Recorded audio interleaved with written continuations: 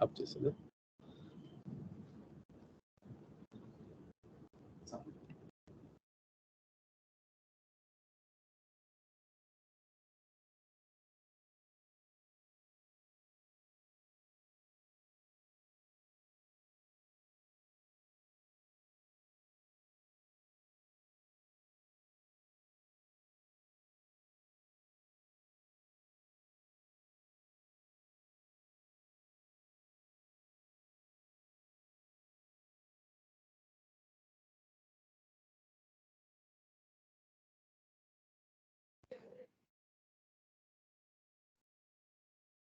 మా meeting record అవుతుంది పైన చెప్పండి recording red colour dot left side ఉందా?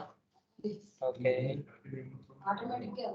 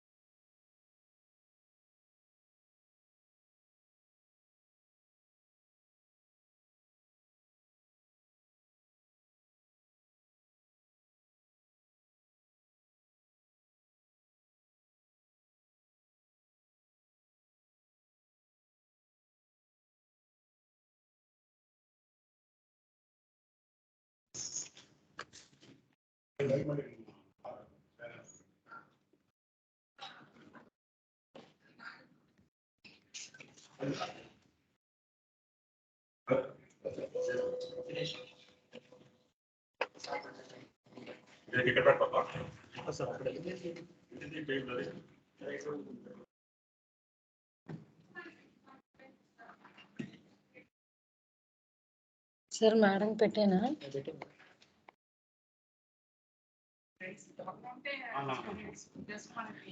అలాగే సంజయశ్రీ గారికి కూడా చెప్తాను.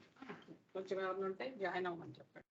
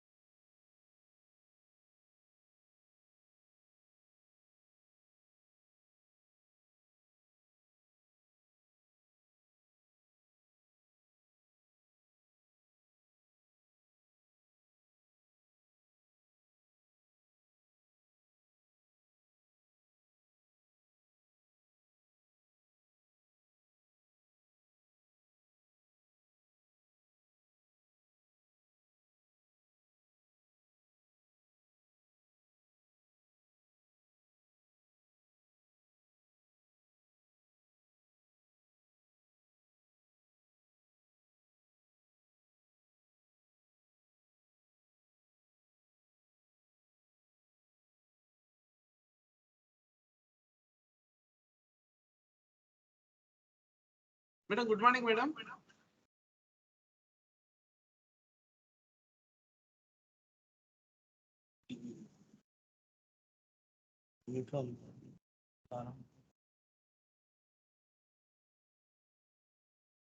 Madam, PPT is that PPT visible, ma'am? Yeah, yes, it's Yes. visible. Yes, ma'am. Thank you. Thank you. Okay.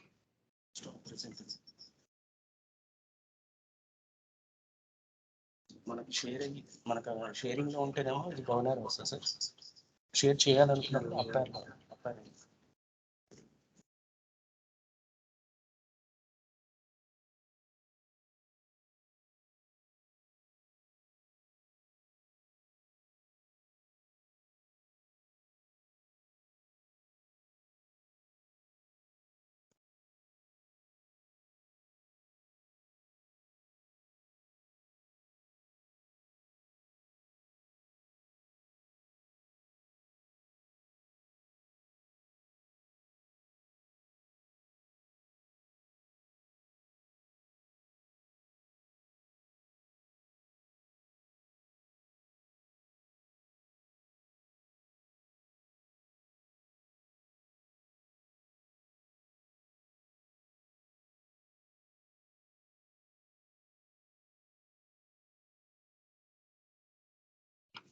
Actually, people are joining now.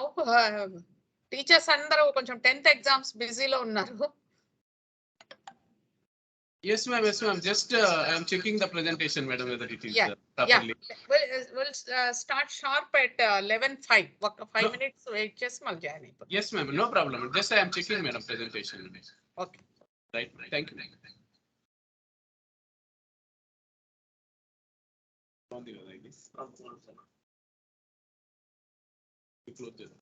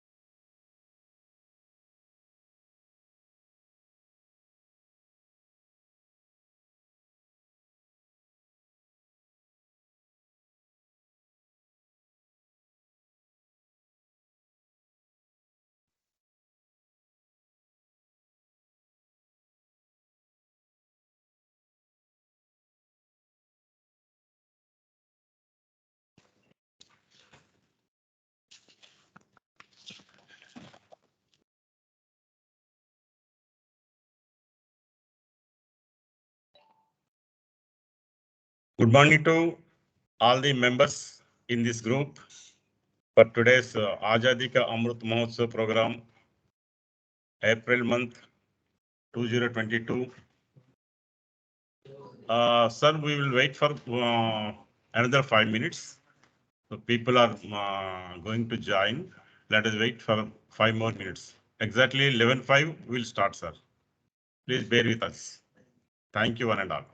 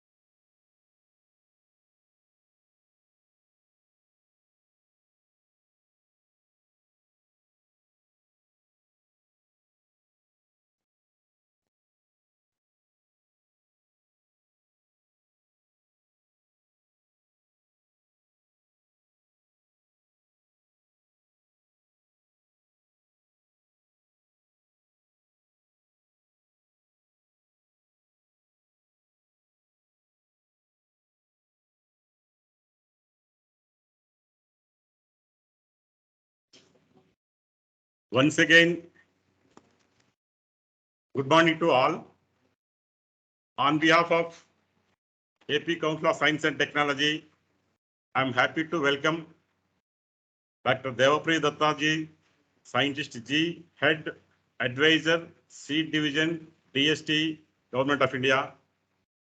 Dr. Rashmi Sharma, Scientist F, Seed Division, DST, Government of India. Dr. Ravikant Prajapati, Scientist from DST, and other members of DST also we welcome. We also welcome Director Generals, Member Secretaries, and their representatives of different S&T councils. And we invite today's speakers, Dr. P. Venkatram Reddy Garu, Senior Scientist, Regional Agriculture Research Station, Tirupati. Dr. R.P. Vijayalakshmi ji, Professor, SV University, Tirupati. Dr. T. Karthikeya Sharma, Assistant Professor, National Institute of Technology, Tadepalligudem. Dr. Ravi Kumar, RVSSN, Professor in Physics, Acharya Nagarjuna University, Guntur. So with this representatives, we are going to organize today's program. Now I request our Member Secretary, Dr. Aparna Madam, to continue the program further. Over to you, Madam. Thank you very much for giving this opportunity. Thank you very much. Good morning to all of you. On behalf of AP Council of Science and Technology, my warm welcome to Dr. Devapriya Datta, Head Advisor, Seed Division, DST, Government of India, Dr. Rashmi Sharma, Scientist F, Seed Division, Dr. Ravikant Prajapati, Scientist B, and other members from DST, Government of India, Director Generals, and member secretaries of all other state S&T councils, and representatives of different state S&T councils, and all the speakers of today webinar. So good morning to all of you. Today we are going to present Azadi ka Amrit Mahotsav on April month theme, Science and Society. So we are conducting from webinars as a part of Azadi ka Amrit Mahotsav. Now we reach to 8th month theme. Like a 1 month, 1 theme initiative, under 1 month, 1 theme initiative. This month theme is Science and Society. So it is one of the important themes to be discussed thoroughly, how science or technology inventions can help the society in various ways. Science and its benefits become integral part of the society because of its applications. Science, technology, and innovation are interdependent on each other. The concept of science can be converted converted into technology, and its application can be applied to day-to-day work in every household as a result in the society. We can't imagine our life without science and technology. Innovation will add extra flavor to science and technology, and as a result, we can do the things in a different way. Science is the greatest collective endeavor. It contributes to ensuring a longer and healthier life, monitors our health, provides medicine to cure our diseases, alleviates aches and pains, helps us to provide water for our basic needs, including our food, provides energy, and makes life more fun, including sports, music, entertainment, and the latest communication and technology. Last but not least, it nourishes our spirit also. Science generates solutions for everyday life and help us to answer the great mysteries of the universe. In other words, science is one of the most important channel of knowledge. It has a specific role as well as a variety of functions for the benefit of our society, creating new knowledge, improving education, and increasing the quality of our lives. Science must respond to social needs and global challenges. Public understanding and engagement with science and citizen participation, including through the popularization of science, are essential to equip citizens to make informed personal and professional choices. Governments need to make decisions based on quality scientific information on issues such as health and agriculture, and parliaments need to legislate on societal issues which necessitates the latest scientific knowledge. National governments need to understand the science behind major global challenges such as climate change, ocean health, biodiversity loss, and freshwater security. To face sustainable development challenges, governments and citizens must understand the language of science and must become scientifically literate.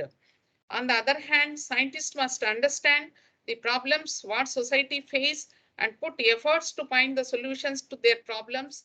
And always the research must be relevant and comprehensible to society. Challenges today cut across the traditional boundaries of disciplines and stretch across the life cycles of innovation from research to knowledge development and its application. Science and technology and innovation must drive our pursuit of more equitable and sustainable development of the society. So today's program, we have 4 lectures as our state is agricultural based state. So Dr. Venkatamuni Reddy, senior scientist, will give presentation on linkage of society, science and society in agriculture sector. And the next R.P. Vijayalakshmi, professor, SV University, will present presentation on breakthrough in medical field, lasers and nanotechnology. And the other presentation by Kartikeya Sharma, assistant professor at NIT Tadepalligudem, he is going to present an impact of science and technology on society. So the last one is by Professor Ravi Kumar, RVSS and Ravi Kumar. Professor Acharya Nagarjuna University, he will talk about bio-nano composites, eco-sustainable food package products. So this is all about today's program. Thank you very much for giving me this opportunity. Over to JD Rao Garu for further proceedings.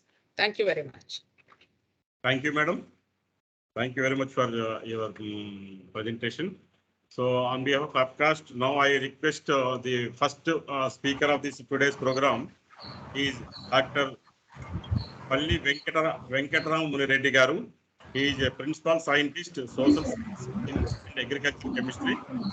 Now he is working as a regional agriculture research station, Tirupati, as a director, watershed, Department of Panchayati Raj and Rural Development, Andhra Pradesh.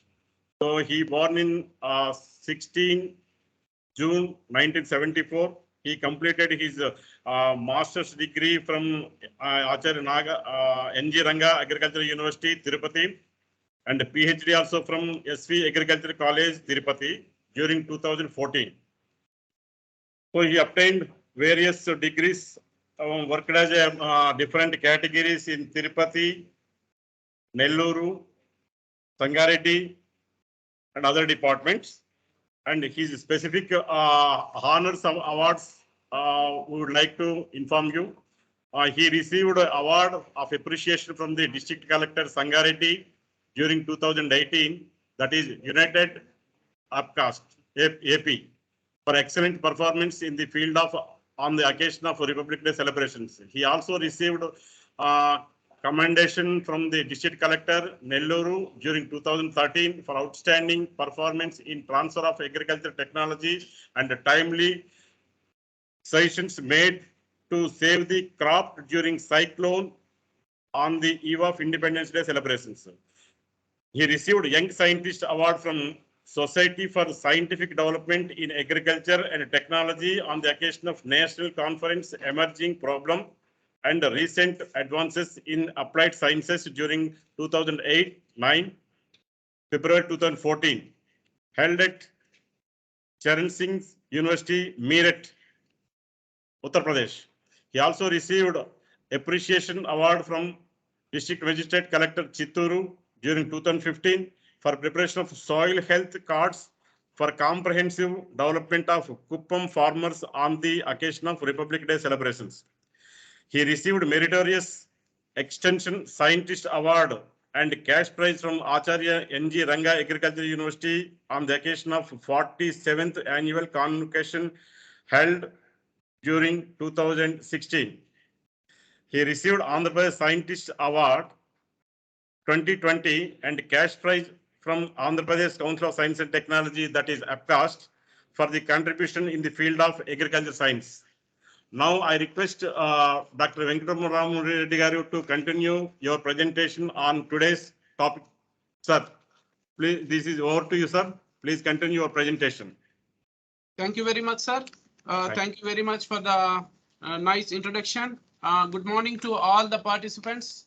And as very pertinently member secretary madam told about the equitable and sustainable development, the role of science for equitable and sustainable development.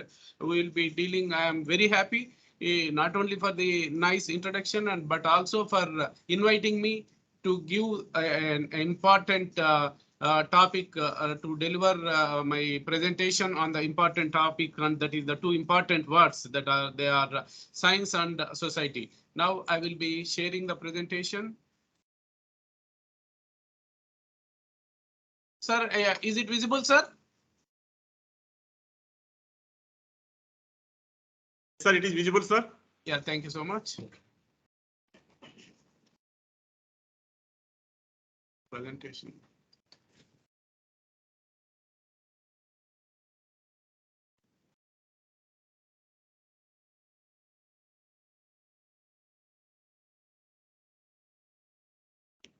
So science. So let us first know about these two words.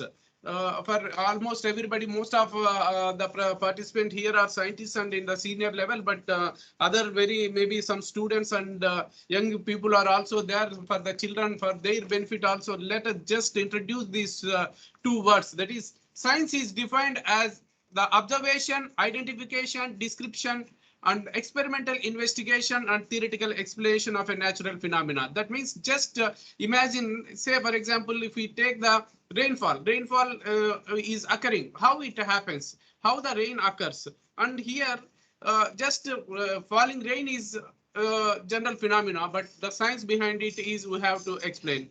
This is if you want to explain this, we have to go for the water cycle, how the water will be evaporating and from the surface of the water bodies, and how it will be forming the clouds, and again how the condensation will happens, and the rain will fall. Like that, there are different phenomena involving in this. Again, we have to go for any natural phenomena, just like sunrise, sunset, whatever the natural phenomena that is occurring, there is a science involved in this. So we have to explain how and why these things are happening. That is there in the science. In other words, if we want to say, science is the pursuit and application of knowledge and understanding of the natural and social world following a systematic methodology based on evidence. So here, whatever that is happening and whatever that is occurring, so in science, we need evidence why it is happening and what is the process involved in it. All these things needs to be explained in science. So that is, science will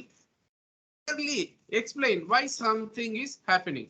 So that part is related to the science. Coming to the society, a society is a group of individuals involved in a persistent social interaction or a large social group sharing the same spatial or social territory. That means a group of people having a common interest or some common objective. That means India is a continent. India is a country, and the community, Indian community we can call in the Indian society. In the same way, American society, like that. This is with respect to the boundaries or geographical societies.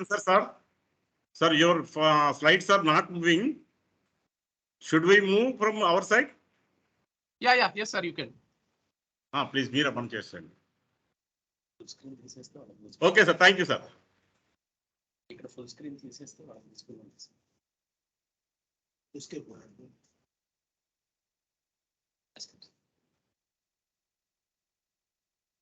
Sir, which slide is it science and society, the first slide, sir? This is first slide, sir.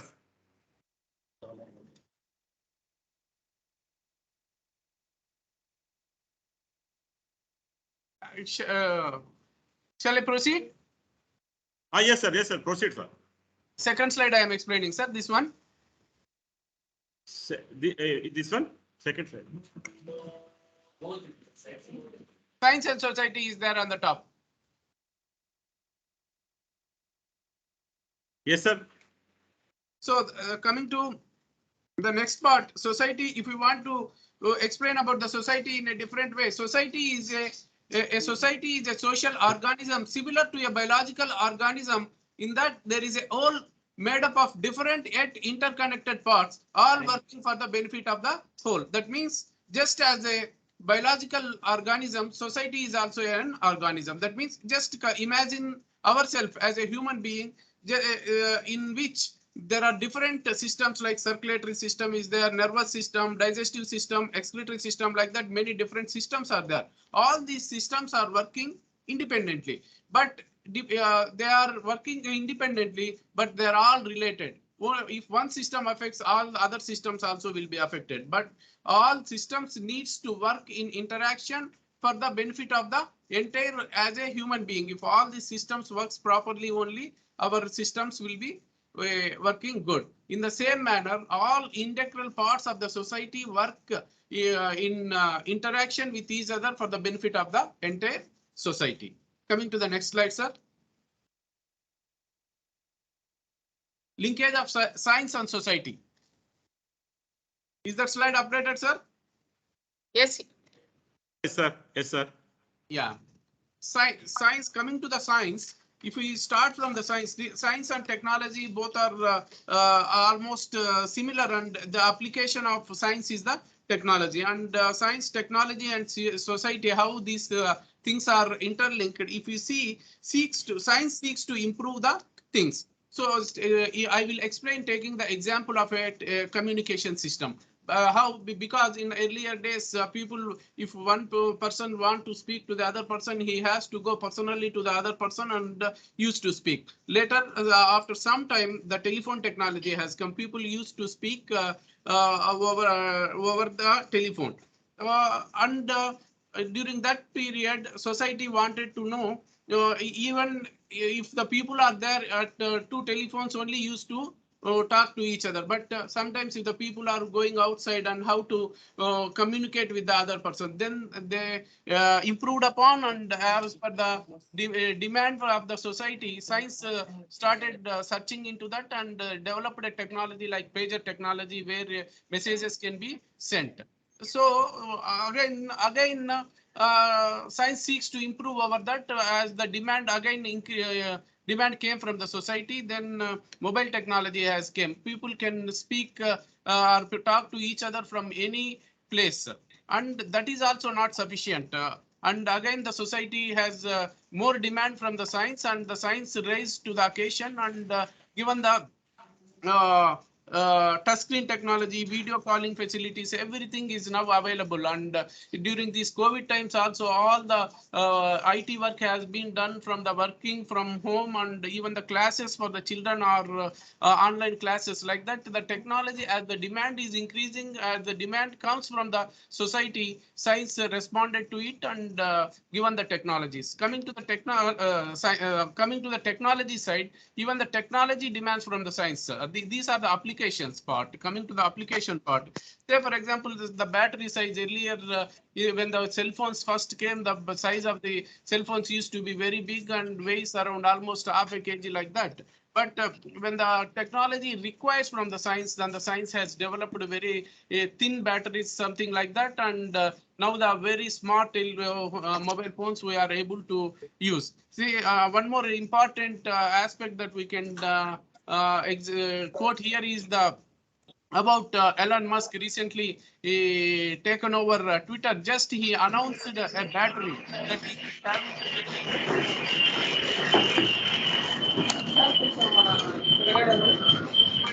has to his company. Tesla has become a success. So science, science, society, and technology the use or application of the scientific knowledge for the specific goal or purpose. This is actually it is happening. Next slide, sir.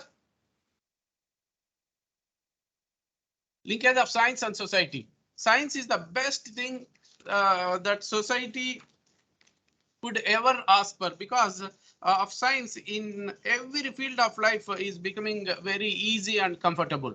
Science and industry, science is evolving since the ages, but it has started growing very fast since the industrial revolution in the 18th century.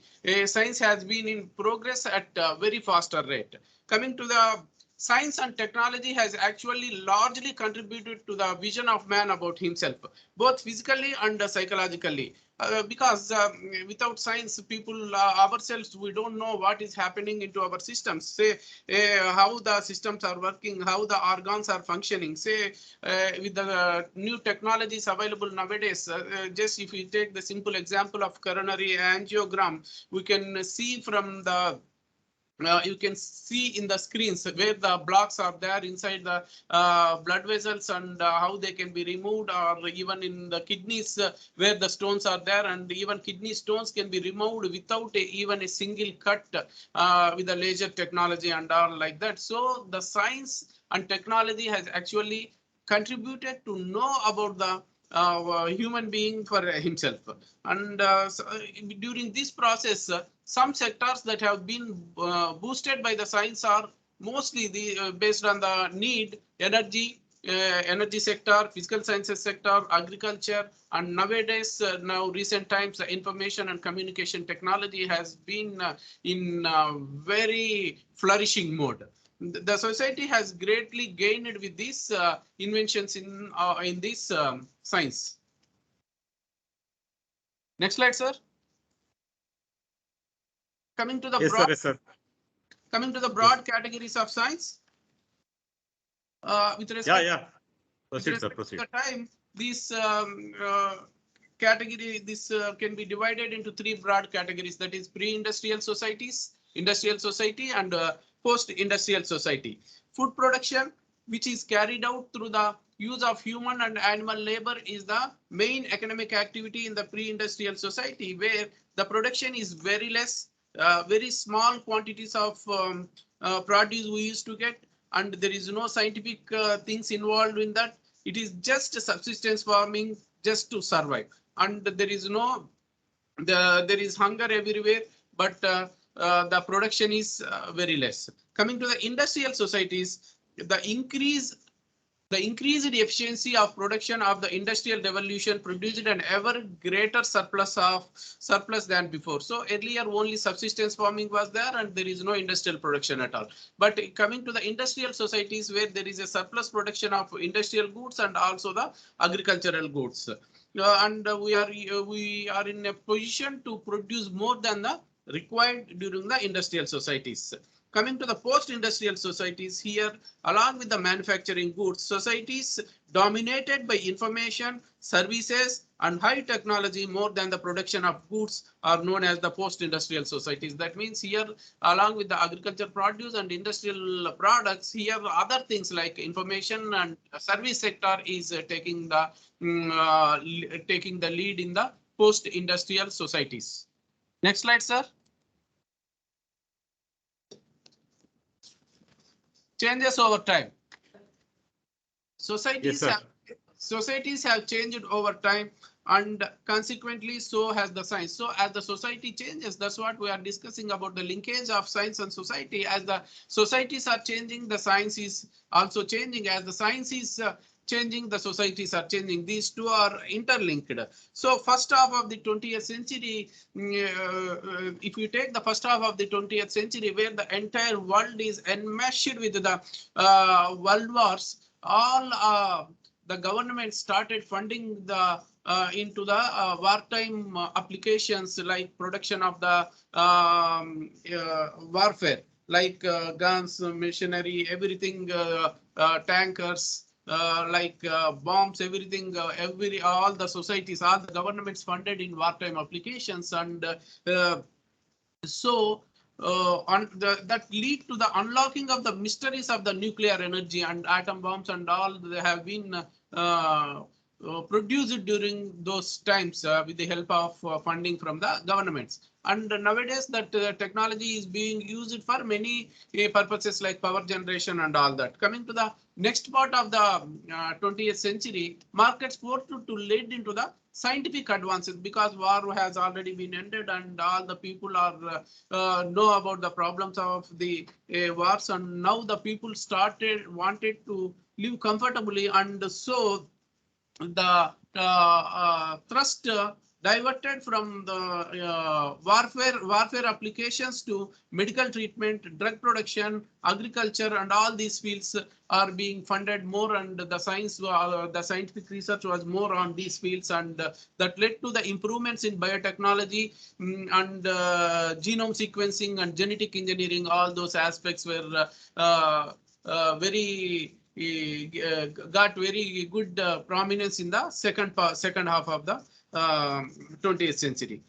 And after getting these things during the modern foundations funded the individuals. So during this second half of the 20th century, all these production systems, agriculture, biotechnology, and people started earning, and one of the best example is the Bill and Melinda Gates Foundation. Those people started funding into the socially responsible things, and encouraged research in that direction, that led to the research into the renewable energy technology and something like that. And coming to the next part is the science is not, it means to say that science is not static. It's changing over time, reflecting shifts in the larger societies in which it is embedded. That is the science is embedded in the society. So as per the changes in the society, science is also being changed. As per the advancements of the science, that the society is being changed. Now I can explain one of the example of the agriculture product here. Before the 18th century, cultivation of sugarcane was largely confined to India only. But a few merchants began to trade this sugar. So during the before 18th century, sugar used to be a very luxury and expensive spice in Europe. But sugar became widely popular with this trade and all these things. Sugar became widely popular in the 18th century in Europe. Then it is widely popular in 18th century, and during the 19th century it has become a human necessity.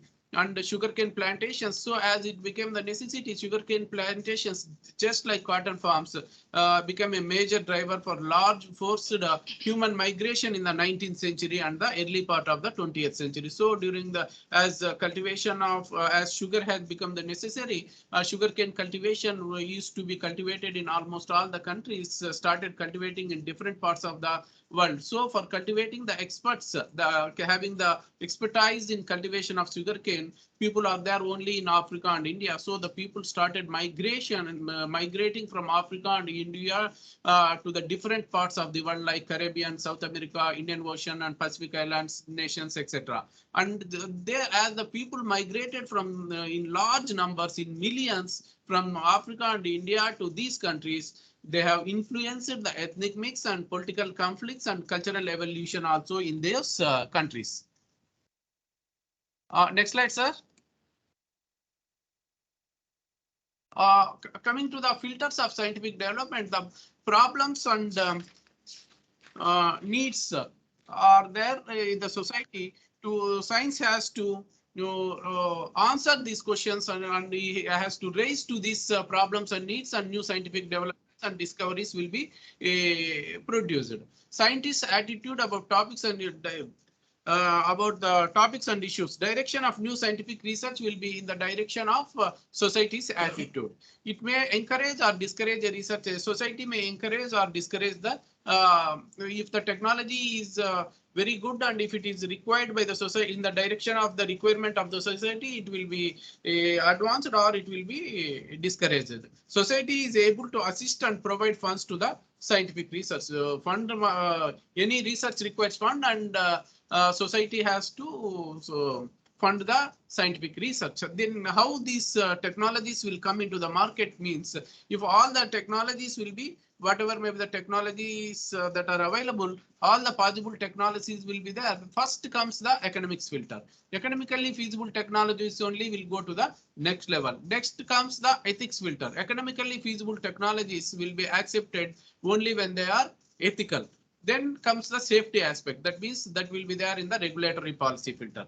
So economically feasible and ethically acceptable technologies, if they are safe, then they will go into the market filter. So market, all those things which are commercially successful, old technologies will finally come out into the market, and they will be distributed into the society. So coming to next, what are the effects of science on society? Science, technology, and society. Next slide, sir. This is effects of science in society. Science, technology, and society constantly interact and impact each other, like just like a chain reaction or a cycle. So coming to number one, this is development in science results in many cultural, economic, and social changes that happens, because if we take one example of US American society, we can explain the developments in science, how they result in many cultural, economic, and social changes because of during the early 2000 year, because 98, 99, 1998, 99, 2000, during those times, because of that Y2K problem, and due to the, and later afterwards, because of the greatest developments in IT technology, people started migrating from India and China to America for these software jobs. So large number of people migrated to America, and they are influencing the cultural and economics. See, most of the, even in Silicon Valley area of California, most of the highly paid jobs are being done by the Indian and Chinese community, and even the local people are pushed out of that Silicon Valley area. So even coming to the cultural aspect, if you see, even festivals of India are being celebrated, celebrated as the public holidays in some states of United States of America. The next part is new and improved product raise the standard of living. So if we, how this happens, if we explain, if we want to explain a simple example of metro trains, we can explain. See, in almost all the major cities, if we want to travel from one part of the city to other part of the city, in earlier maybe before this metro trains came, people used to even tens and twenties of people are also there on the footboards, because of the footboards of the local city buses, because of that much heavy rush used to be there. But nowadays people are traveling happily in AC compartments of a local trains. That is one of the important effect that we can explain.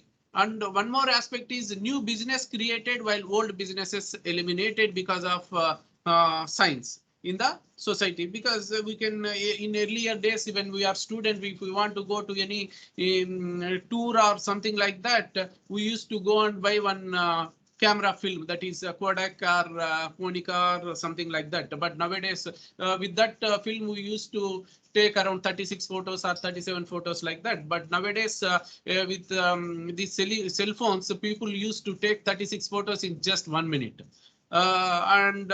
Nowadays those Kodak and all those businesses have been closed.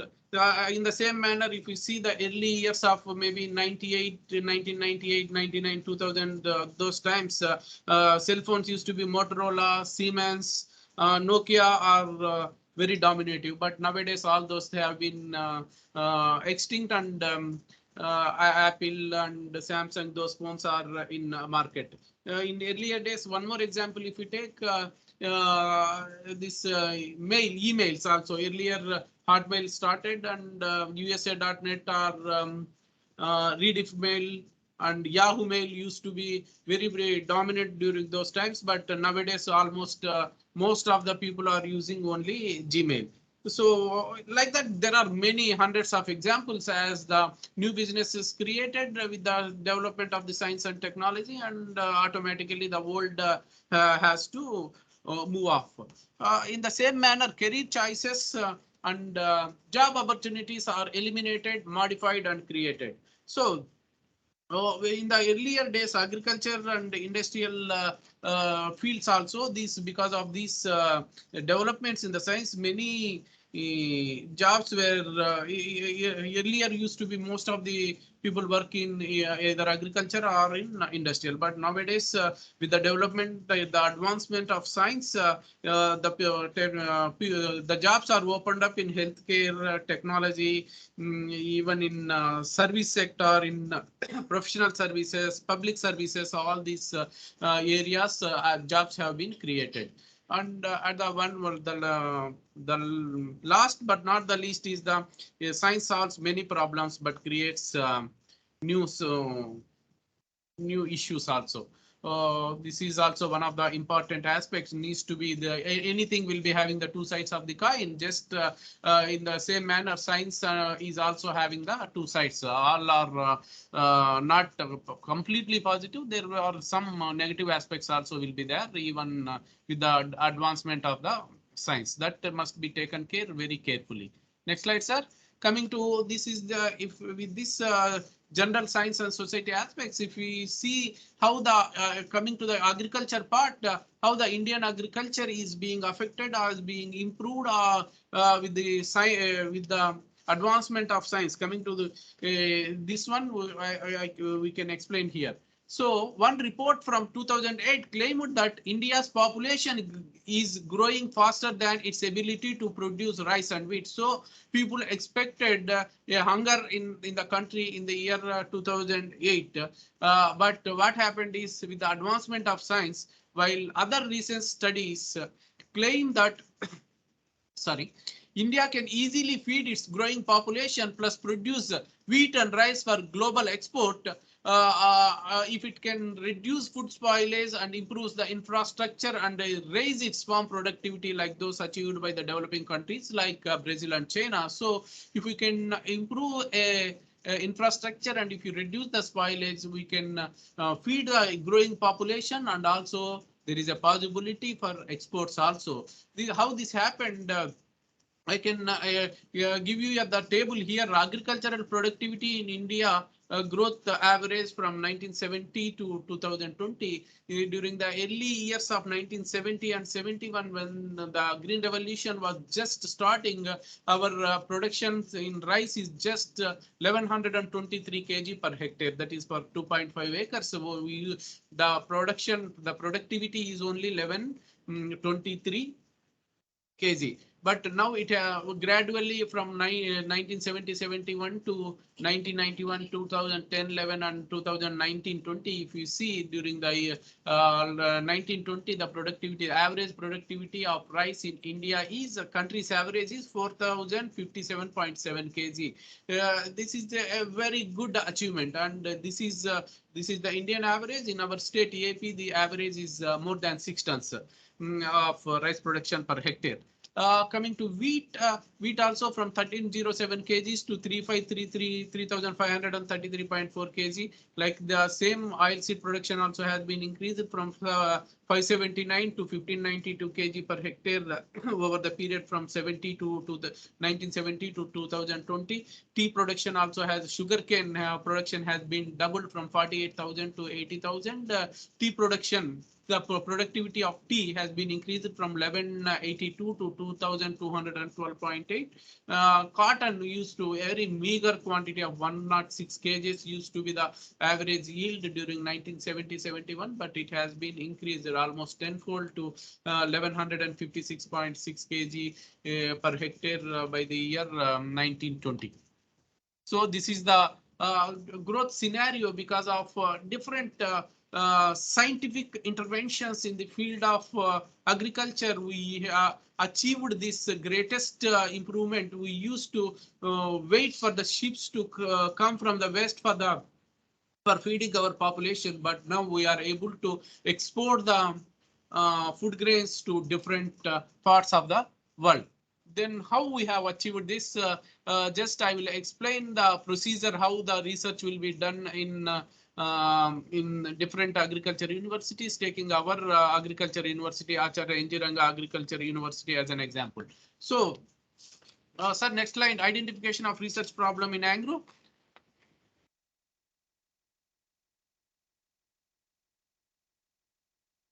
Sir, is it the slide, identification of research problem in agro?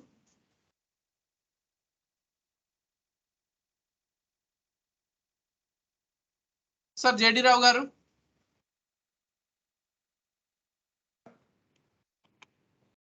Sir, tell me, sir. Yeah, is it the identification of research problem in Angry is being displayed? Yeah, yes.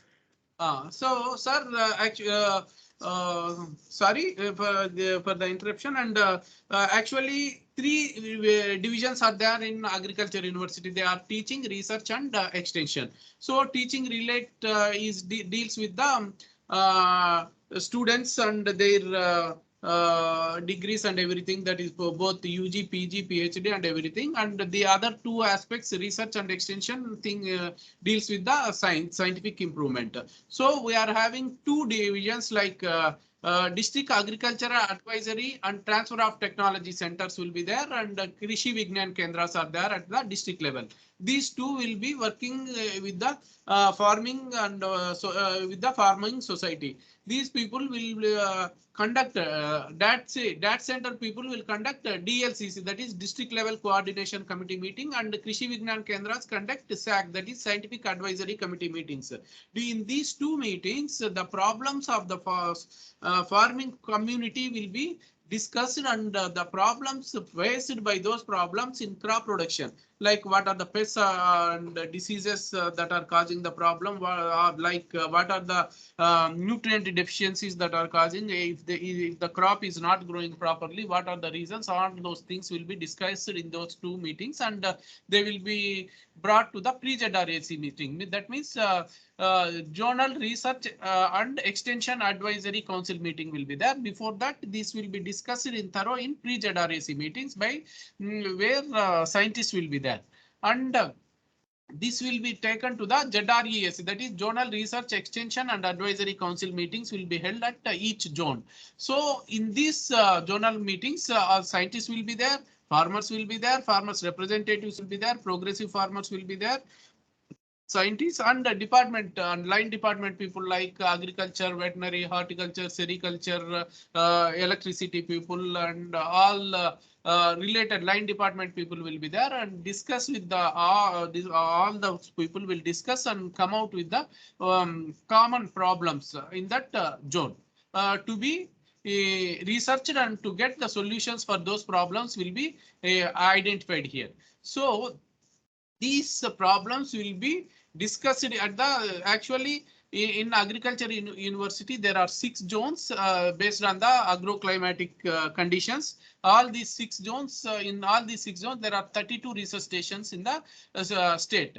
So location specific problems identified in the Journal Research and Extension Advisory Council meeting will be discussed at the station level, at the research station level, and technical program will be formulated. That technical program will be discussed at the zonal level, and where the multidisciplinary scientists will be there, and those multidisciplinary teams will formulate the technical program and present at the state level technical program SLTP, that will be there at the state level. And in this state level technical program, all the objectives will be, the problems are identified from the district level, and finally the technical program will be formulated here at the SLTP with the specific objectives and with the different treatments. What are the different treatments that can be used for this for using this for having this experiment. And once the treatments are finalized, that will go to the field, and that experiment will be conducted for almost 3 consecutive years, and the possible solutions will be possible outcomes will come. When once the outcomes come, how that will be going again to the field, I will explain in the next slide. That is transfer of scientific results of society to the society. How we will be transferring these scientific results to the farming community. This is actually the problem started with the farming fields, where and the solution has already been the technical program has been formulated, and that research has been done, and then the technical outcome has come. That result, how we have to send it back to the farmer's field to solve that problem. This is the procedure.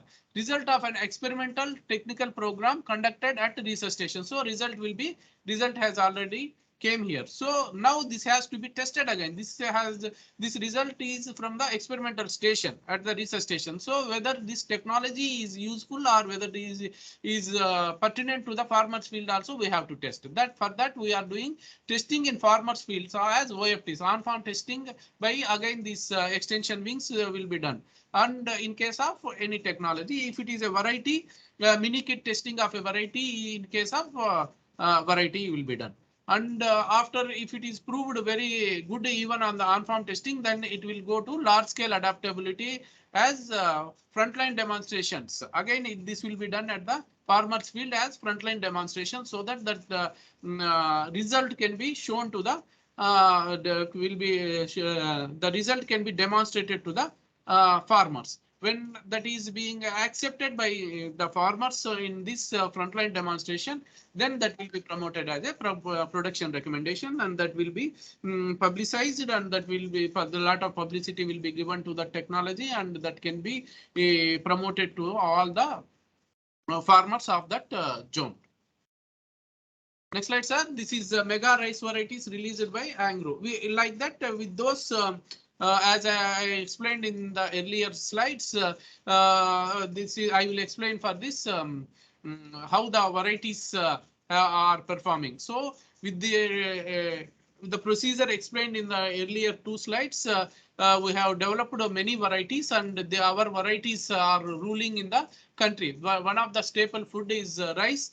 Coming to this mega variety means a variety being cultivated in more than 1 million hectares is considered as mega variety. So there are 4 mega varieties in our state. So MTU 7029, that is called as Swarna variety. Swarna variety of rice is being cultivated in 4.5 million hectares in different states, that is AP, Odisha, Madhya Pradesh, Chhattisgarh, West Bengal and Bihar. This variety is being cultivated. In MTU 1010, that is being cultivated in 3 million hectares in different states of the country. BPT 5204, this is Samba Mashuri or Sona Mashuri, or whatever maybe this is Karnool Sona, or these are the different names for this BPT 5204. This is most of us are eating this variety only. This is being cultivated in 2.5 million hectares in AP, Telangana, Karnataka, Tamil Nadu, Orissa, Maharashtra and Chhattisgarh, and being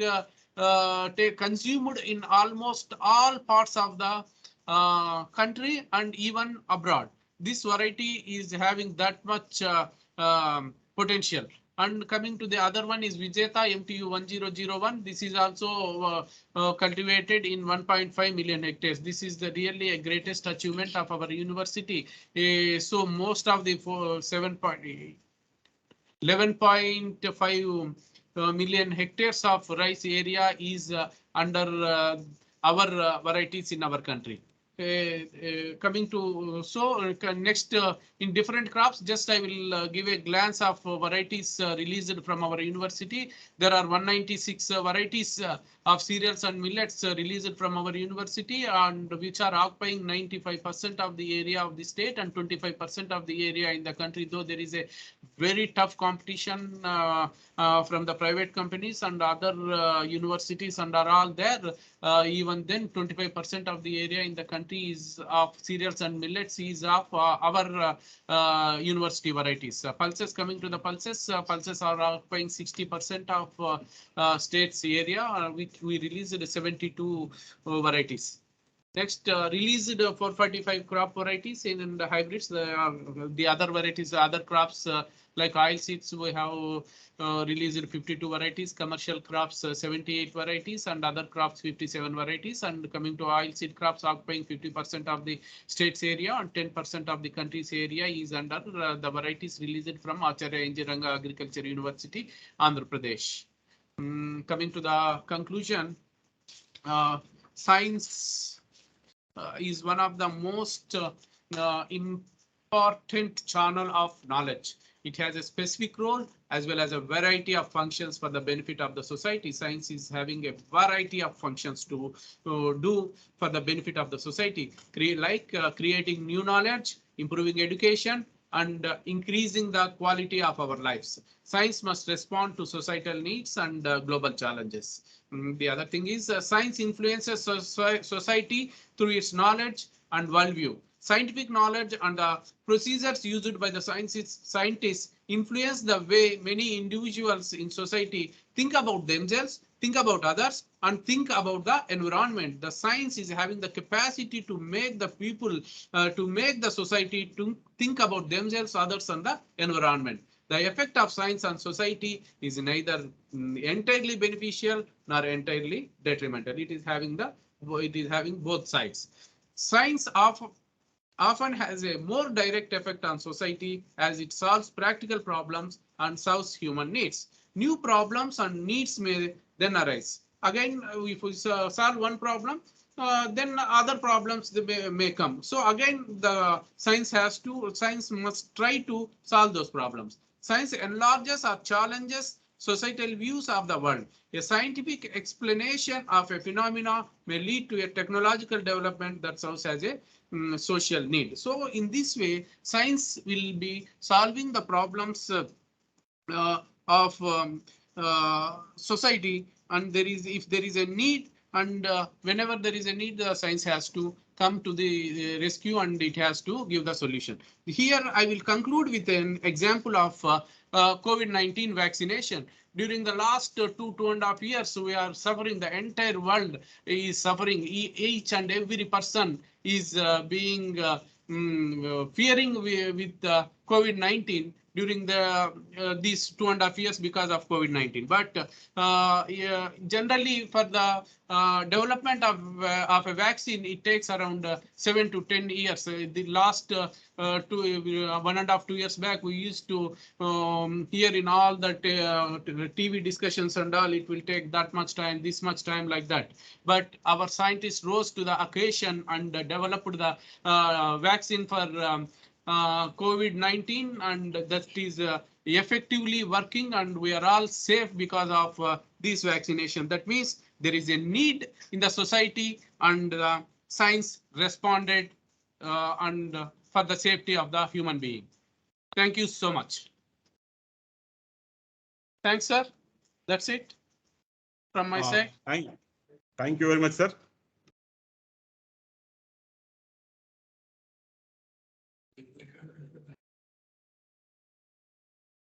Thank you very much, Dr. Venkataman Ratnam Naidu garu, Reddy garu, for your presentation on linkage of agriculture sector for science and society sector. Thank you so much for your presentation. Now, we will go to next presentation. A small modification has been incorporated in this presentation. Instead of Dr. R.P. Vijayalakshmi presentation, we are presenting now Dr. Ravi Kumar presentation. Start to science saying mobile technology బాగా చెప్పారు. అంటే ఏ విధంగా communication ఏ విధంగా develop అయింది. Now Conclusion I will present his biodata, brief biodata about Dr. RVSSN Ravi Kumar garu. Sir, kindly put your mic, sir.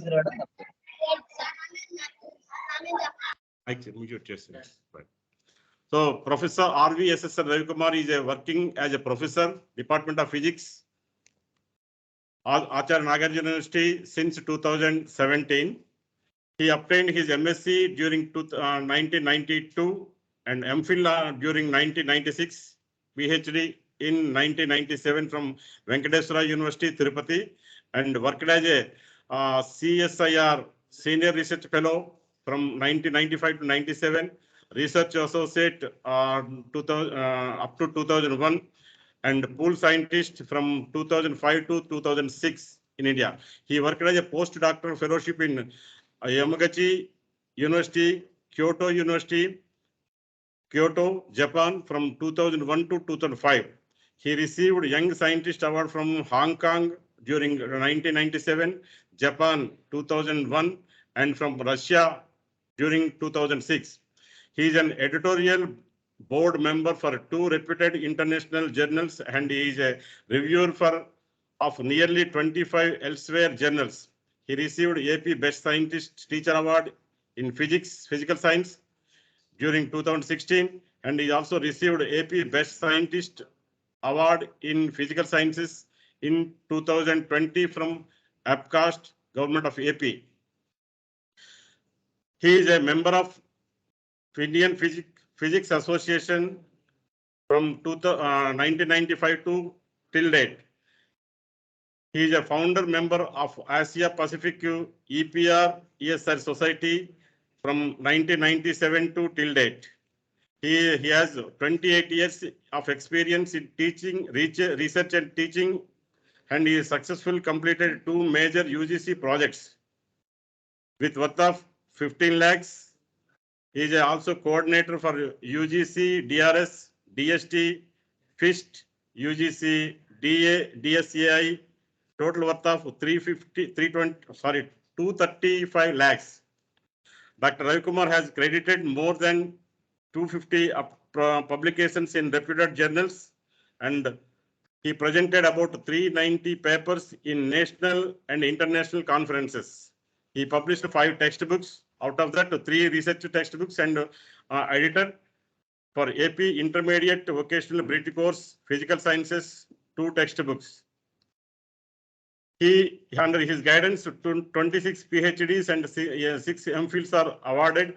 At present, 6 students are going to present their PhDs. His research interests are solid state spectroscopy, nanomaterials, nano phosphorus, biomaterials, glass sciences, and sprenic devices. Now I request Dr. RVSSN Ravi Kumar Garu to present his presentation. Over to you, sir. Thank you.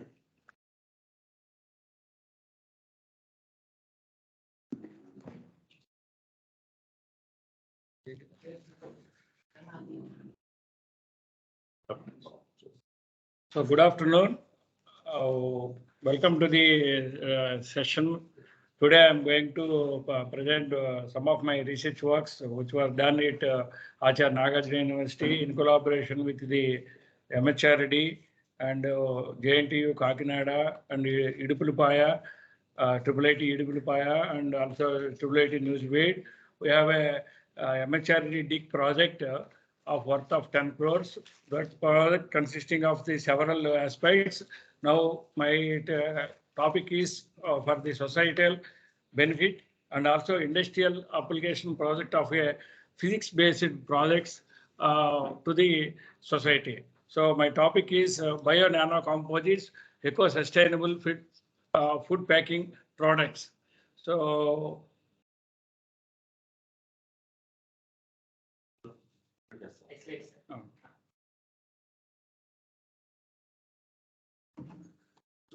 as you know, the scientific method of enclosing a food material is a best example. You can see the coconut. Coconut is a container of good, healthy, the proper water.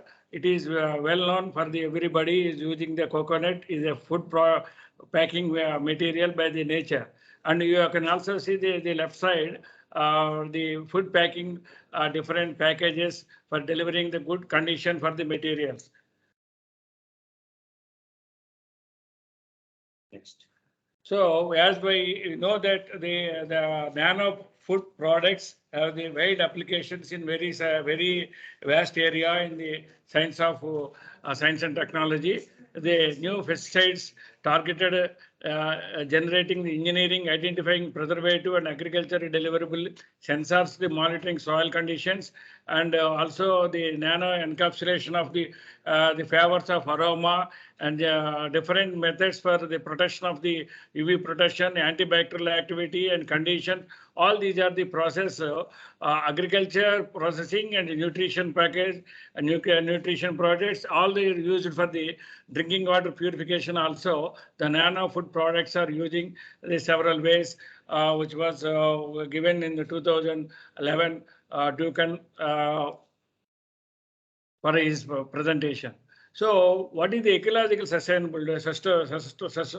sustainability. Means that based on the long-term perspective, we conserve the productivity of the water and soil and ecosystems and reduce our impact on the natural environment and people's health. So this is a huge usage of the every person in the nowadays. They are using the quality of water and also the drinking water and different things by supplying the government schemes or the purchasing the water bottles like that, the product of water, and it causes the different environmental pollution also. So we must reduce the environmental protection according to basing of the food products deliverables by the causing by the disorders by the ecological sustainability.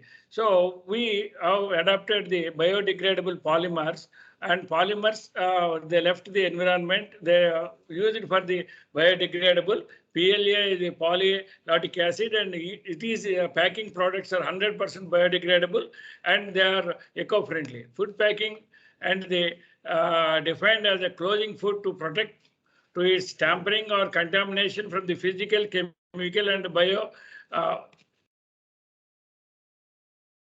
biological sources with attractive packing being most common package system used for the preserving food products. So nowadays all the people, everybody is using the packed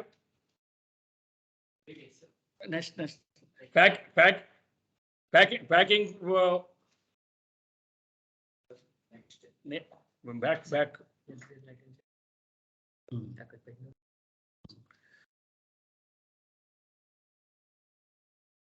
By changing the lifestyle of consumers, along with the rising of demand, and the products are offer easy convenience, or they attribute the key attributes to the demand for the portable packing solutions. So as you know, there will be a huge demand by packing the small packets and usage of the different things. You can see the olden days they have used to the shampoo packets or shampoo bottles. Now the shampoo is the company has one company has introduced the small packets. That business will be improved very drastically. The packing industry sector in India is expecting increasing by 307.8 billion units in 2019 to 422.3 billion units in 2024. As a compound annual growth rate will be 6.5 during 19 to expected for 2019 to 2024. So you can see the graphical representation of the graphical representation. Graphical representation of the next slide. Yes. నేను ఇక్కడ చేసుకోలేనా?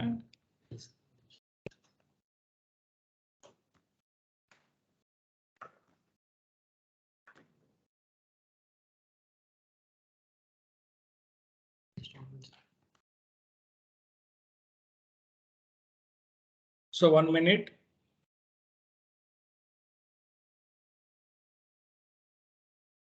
Close చేసే అక్కడ.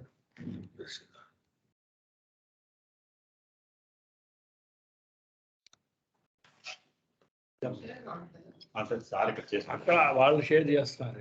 ఇక్కడ నేను so the volume sharing is million units is the global data consisting of the usage of the different flexible packing and the rigid for plastics and paper board and glass, rigid metal, and different things are estimated from 2019 to 2024. So there will be a huge demand, and also the increasing is there for the productivity. So share cheyala. Okay.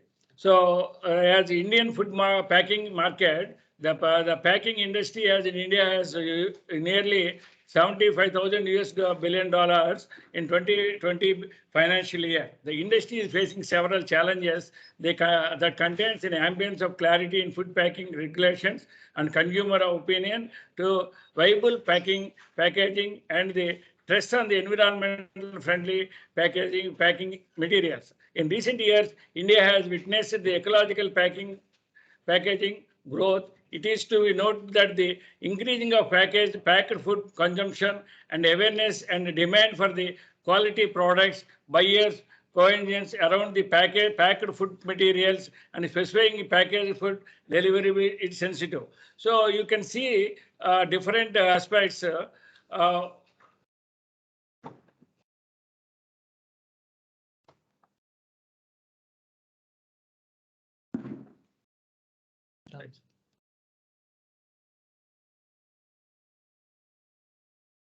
Issue better.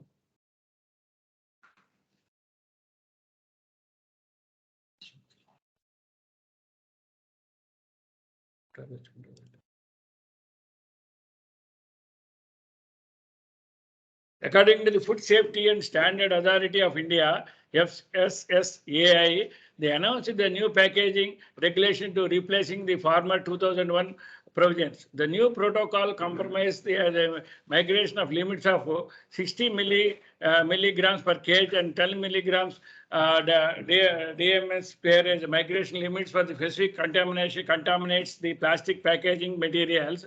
Recycled plastic and newspapers used for the food packing have been also banned.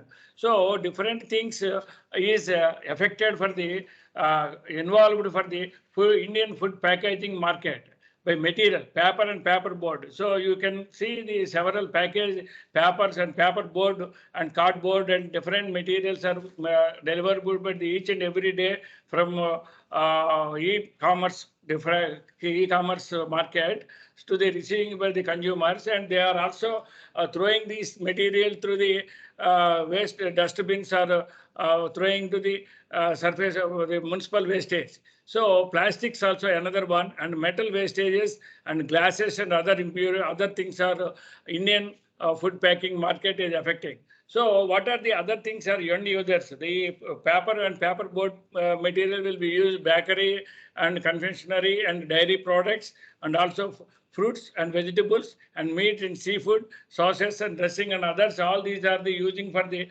plastics, metal, glass and other materials for the food packaging materials. So what is the need for biodegradable food packing products? A majority of materials employed for the food packaging are non-biodegradable material, which do not meet increasing demand in the society for sustainability and environmental safety. So because of these things, the pollution of things will be increased drastically. By plastic bags will be eaten by the cows and other animals will be giving the dye to the dying, and they're losing their life, and ecological imbalance is coming. So to meet the increasing the demand for sustainability of environmental safety, a number of investigations have been directed towards the development of food packaging material that could rapidly degrade and completely minimize, and the environmental concern have been raised our environmental burden to exhausting the natural resources causing by the non-biodegradable plastic packaging materials. So this is the motto. So we have applied for the MHRD project for a presentation of the things. We got the project. So I lastly presenting my research work was done in the last 4 years in my laboratory. So we have prepared a biodegradable polymer plastics and biodegradable polymer films also we have prepared. So there will be a food safety concern caused by the increasing demand also biodegradable plastic material and renewable sources biopolymers as alternatively synthetic plastic packaging materials, especially on disposable of applications such as trash bags, beverage containers, fast food containers and medical devices. They are very much affected by the society.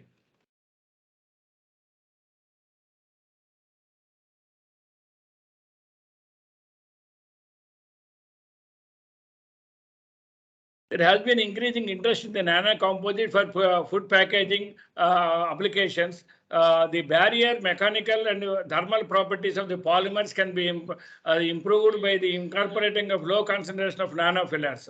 So because of the stiffness and also hydrophobicity, and it is not affected by the thermal effect of the polymers are low temperature, prepared by the low temperature, they are very easily affected by the temperature, and if you apply the mechanical energy, it will be broken. So it is a barrier to prepare the good quality polymers, biodegradable polymers for industrial applications. Also, antibacterial and antioxidant oxidant properties can be introduced, which are very relevant for food packing applications. Because once we pack the food in the containers, in plastic containers or plastic bottles or plastic packing materials, there will be, after having some temperature variation of the time, some gases will be produced. These gases will give the toxical elements, and also it produces the unnecessary, the spoiling the food, and also it causes the several health problems for the people. So this is an objective to prepare a low-cost, eco-friendly, biodegradable, less weight, single-layered food packaging product with enhanced physical chemical properties of food packing, and the polymer film should not interact with the food material, and it is even though if the material will be mixed with the food, it will not harmful the person who has taken the food. The food security and shelf life of is also replaced by the conventional multi-layer, and the non-biodegradable packing materials are required. So these are the objective to prepare the different polymers and packing materials application of the things. So there will be an intelligent packing, because we can see the temperature variations or humidity of the food packing products is monitored by time by over time. The sustainable nano sensors will also develop to equip with the packaging of the food products as to track the condition of the food product throughout the supply chain. So what is this? If once the package is prepared and the consumer, the customer, the industry or some people or sellers have put it to the expiry date. But even though if the atmosphere, the temperature and the inside the oxygen content, or the spoiling the some other water content, some other oxygen reducing that, the inside the food will be spoiled. So due to that, they causes some of the times it causes the biological, ecological also the problems for the whoever taken the food. So due to that, there will be a suitable biosensors are also planned and prepared for this overcome the property, overcome this problem. They can detect the food gets spoiled, and the sensing material changes its color according to the condition of the food. So this is the important thing.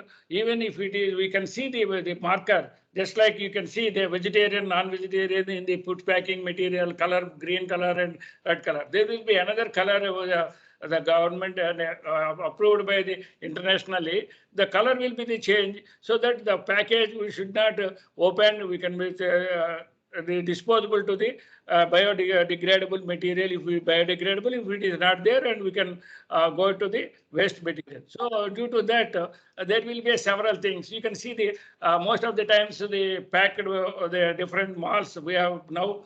India is changing drastically everywhere. The international market and the big malls and shops are introduced, so that the packing material is there for the food, beverage and all items, even vegetables, fresh vegetables also they are packing and selling in the supermarkets and everywhere, in the even the small markets also. So they made with the polymer nano composites, nano coating, surface biocides and active packaging and intelligent packing, and bioplastics are very important for these things to eliminate the quality of the things. So the polymer nano composites incorporated nano materials into the packaging polymer to improve the physical performance.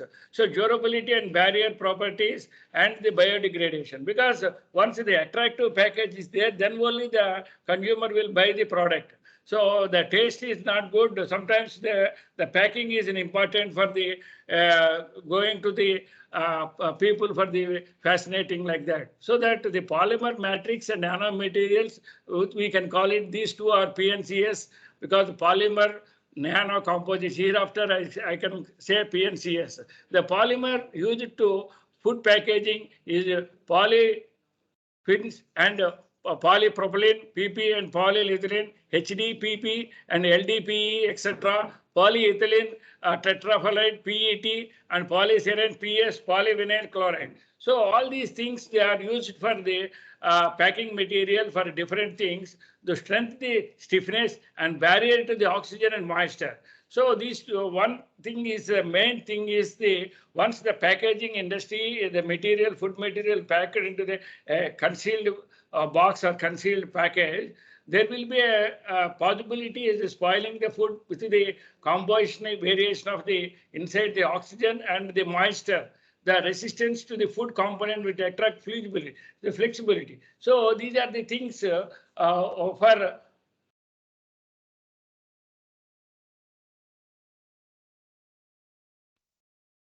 the important factor. So some fillers are used to overcome this polymer matrix. The fillers are clay and silicate nanoplatelets. So clay is a mineral and silicate also nanoplatelets. They are used for the nanosilicate and carbon nanotubes and graphene and starch nanocrystals, cellulose-based nanofibers and nanosquares and chitin and chison nanoparticles and other inorganics. They used more for the production of the nanofillers for nanocomposites materials. These properties will enhance the strength and more resistance for the things, and also possesses better thermal properties, melting points, the degradation and glass transition temperature, and controlling the polymer which containing no nanoscale fillers. So these are the things for the properties of PNCS, alternating the surface wettability and hydrophobicity. So once the hydrophobicity is means once it will should not affect with the water contamination. Suppose because we made a biodegradable polymer materials, but once this material will be put into the water, it will be dissolved. So, but some food it requires hydrophobicity. So it means it should not interact with the water. So this will be a task for the different property for adding some more fillers to the things. Things. You can explain the permeability of the PNCS outside. There will be a package material inside the permeability and absorption rates of gas molecule into the matrix into the atmosphere or polymer boundary, and diffusion rate as an absorbed gas molecule through the matrix. So these things will be the separated by the chain by the gap will be available in the polymer matrix. So this is the intrinsic the volume, free volume size and degree of polymer motion and specific polymer gas interaction, temperature and pressure.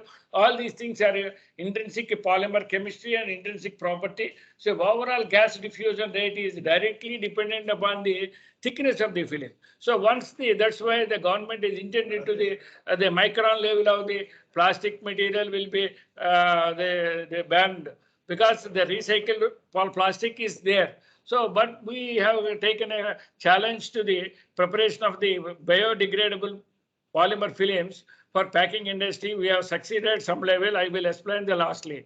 So, what are the barriers for the things being free path for the things? You can see the figure here. The water vapor and oxygen is once the plane level is there, the structure itself they are evaporating all the time. So whereas if you made a gap between the one filler and another, like the change complex molecule, complexity of the matrix because of the nano oxides or nano materials will be doped into the polymer matrix. There will be a natural place will be there, and the moisture inside the moisture will go very slowly because the molecule, the gap will be there. So you can see the right side the silver nanoparticles, and with the polymer matrix, the intensity will be grown, the size of the holes and alternating density of the things. So nano coating, because one is things and another is nano coating, incorporating nano materials onto the packaging surface,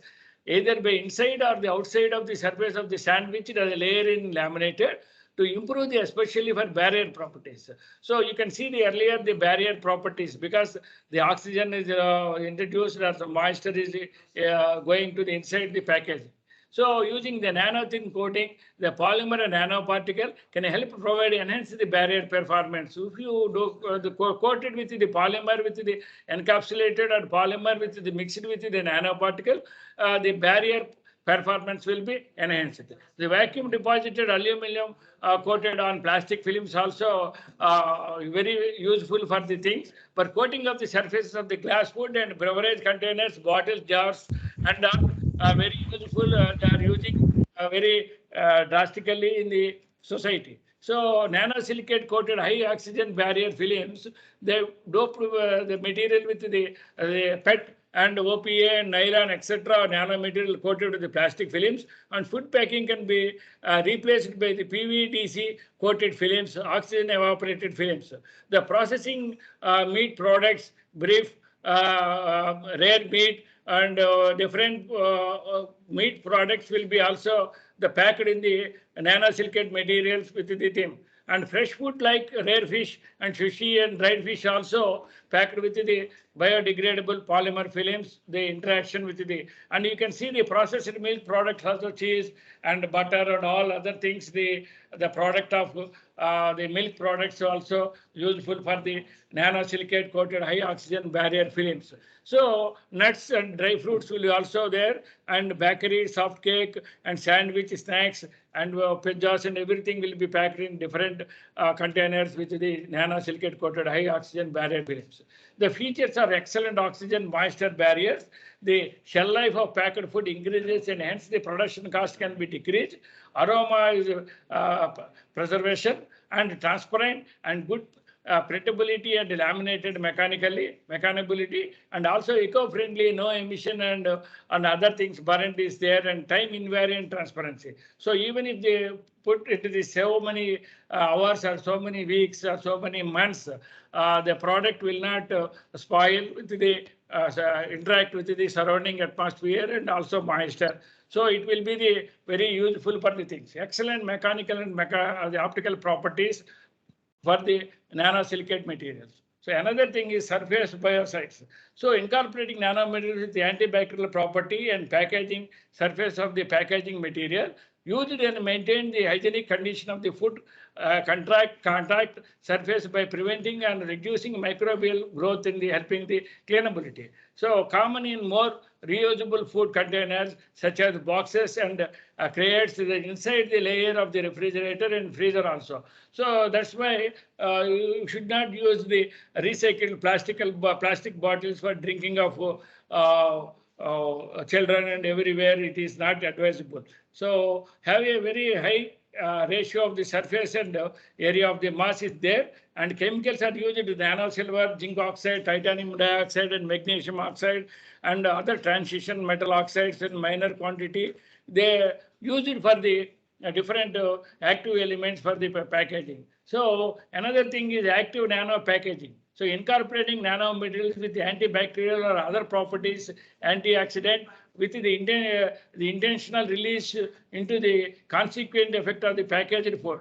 So antibacterial agent like silver nanoparticle, magnesium oxide, copper and copper oxide, zinc oxide, cadmium selenide, telluride and cytin and carbon nanotubes are widely used.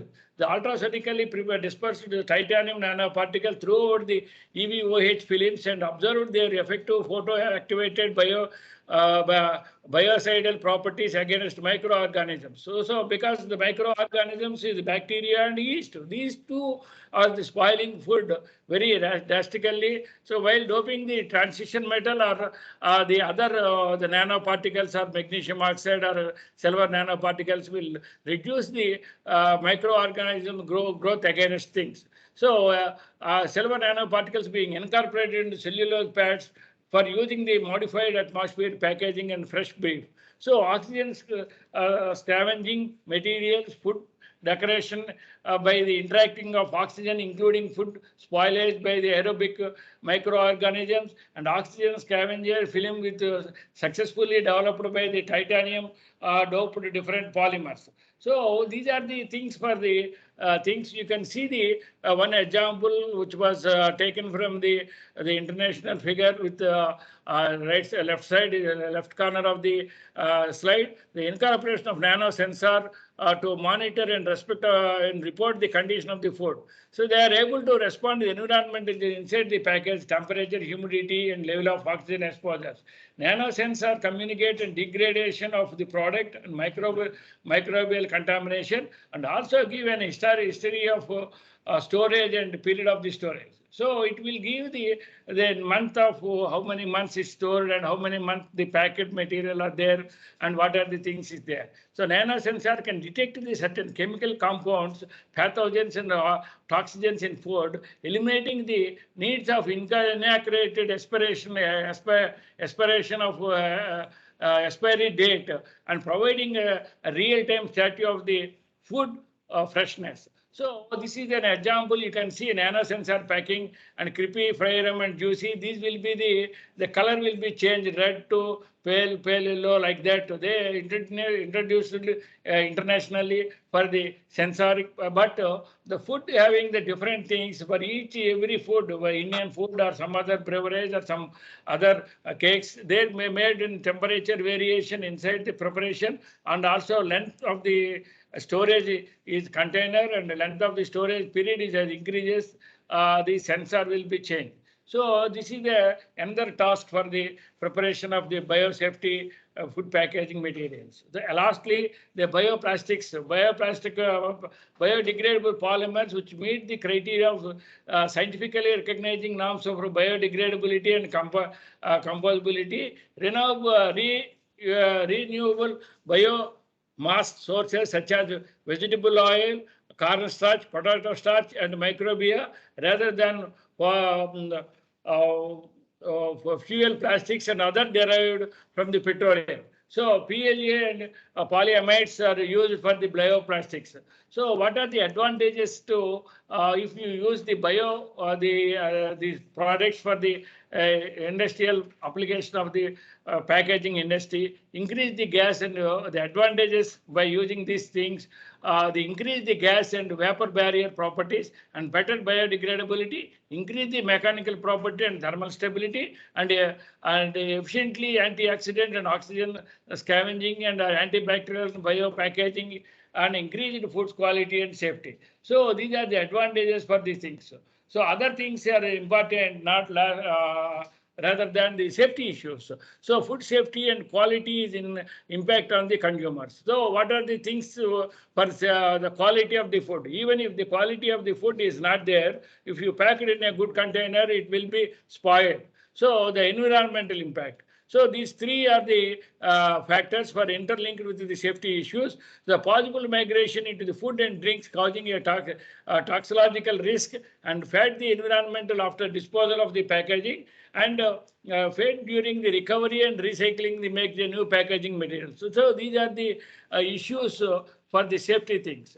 So because of the up to now I introduced some of the things for what are the packaging in India and what is the status of the Indian market, and what are the things for safety measurements and other things for different types of polymers were used for the nanopolymers for things. So we have 2014, 2016 Government of India is funded by MHRD to the project to the for me along with the JNTU Kakinada with Design and Innovation Incubation Center by the Andhra Pradesh.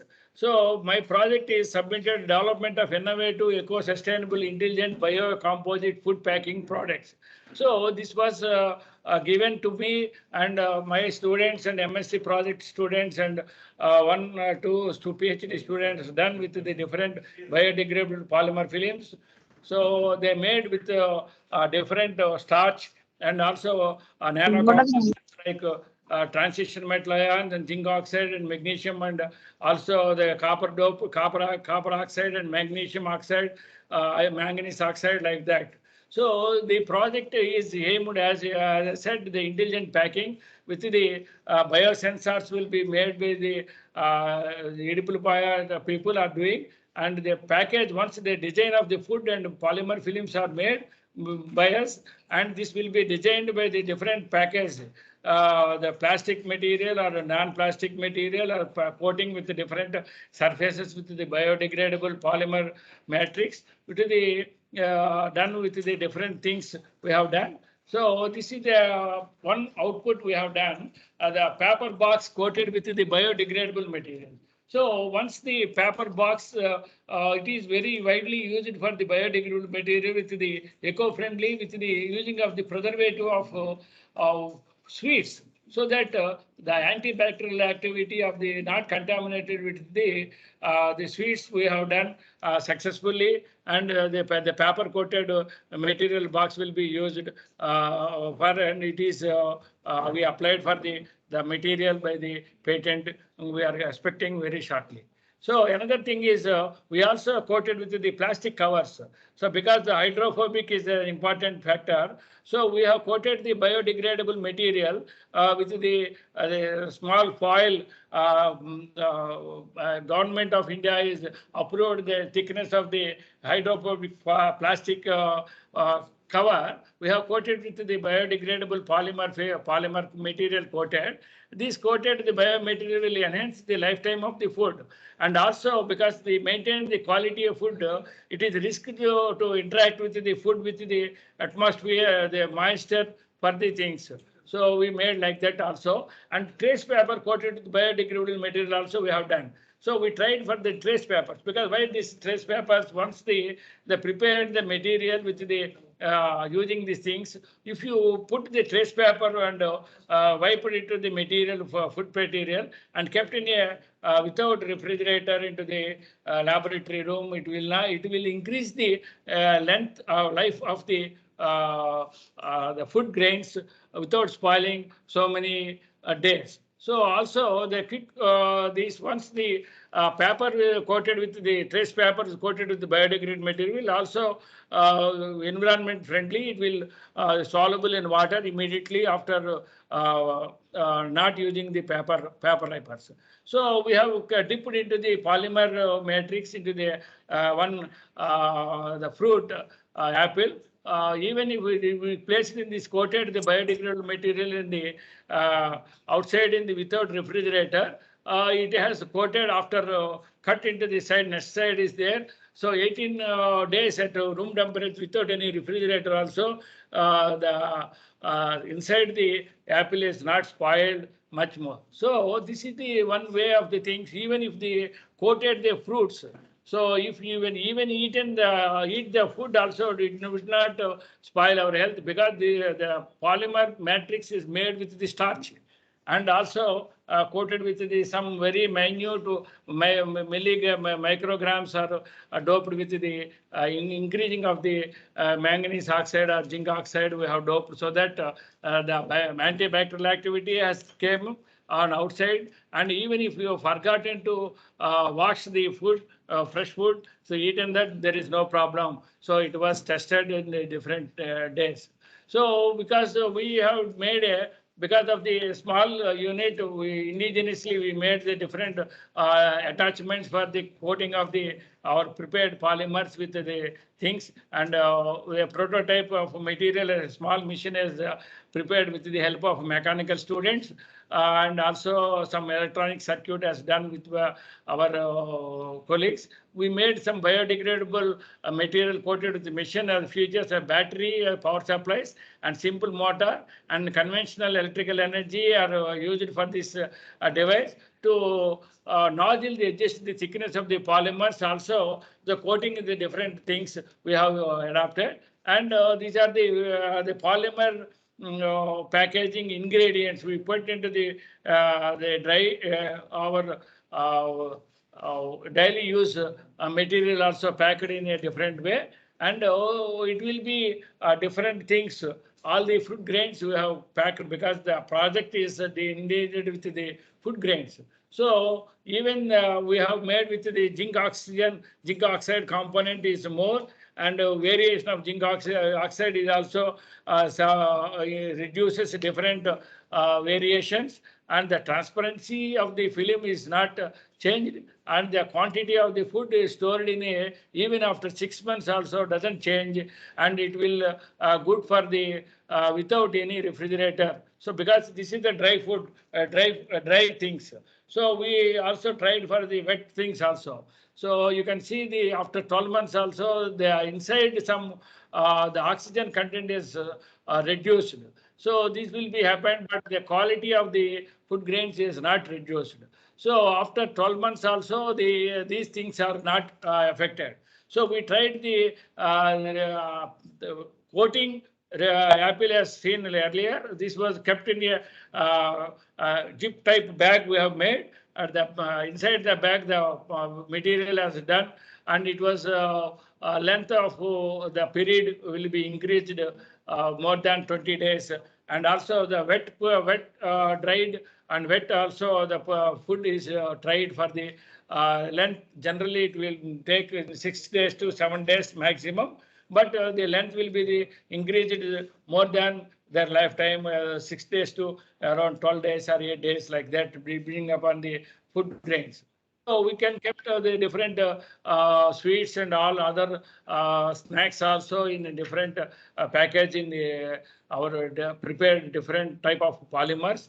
Even after so many days, it will not spoil. So this will be a one way of the research we have done in the laboratory. It is useful for the society. So whatever done in the research work in our laboratory, it should be used for the society, and also the good quality and the good health gives the people. So these products will also very much important for the biodegradable things, and there will be several startups we have started, and some of my colleagues have also prepared some polymer based bags which are used for the, already they are got commercialized and they got patent with the DRDO, and which was used in the Tirumala Tirupati Devasthanam, which the product also supported from our Nagar Nagarjuna University, they made. So now we are done with the several polymers composition, various compositions. If you want, you can set my name into the Google, or all papers are published. So, but the patenting is pending. That things we are not disclosing all the things. But we hope we will succeed for the next couple of years. The project will be completed. So we have made several things. If you want to reach the any queries to me, so my email ID is rvssn@yahoo.co.in, and my co-investigator is there, Dr. Sanjay Kaur. And these are the two people, and nearly every year the MSc students are project we have supported by the students, giving all the financial support for the purchasing of chemicals and all other things from the project. And they made a different combination of the films last 3 and 4 years, nearly 140 different polymer film, biodegradable polymer films we have made. And the food grains will be stored in that different containers, and it is going to be evaluated by the microbial and antimicrobial and ecological sustainability process is going on. During that, the completion of things, we will introduce into the startup company and all other things for the society. So why this I'm stressing the people? Because every science student must learn to see the society impact. So once we have made some research work in the laboratory, it will not sufficient to thank for the himself for his career growth. So it should be useful for the society, and also every time we can use the packed food morning and evening, afternoon. So it will be a causes with the environmental hazards to the elimination of the things. So this will be the one of the things we are introducing the things. We have established a different mechanical and biological and also physical laboratory equipment in Nagar Nagarjuna University. The facility is open for all the students and research scholars who are working in the bioplastic or biomaterials things, they are welcome to use our facilities in our laboratory without any hesitation.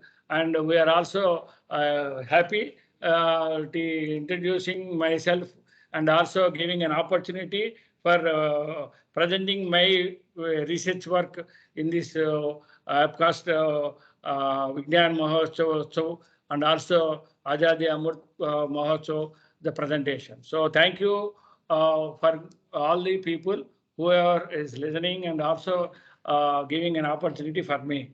So if you have any questions, please ask me.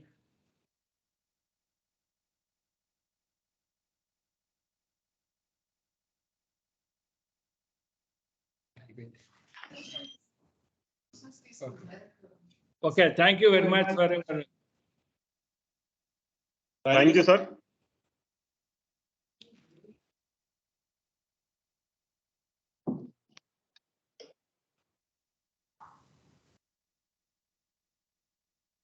Thank you very much, Ravi Kumar sir, for your presentation.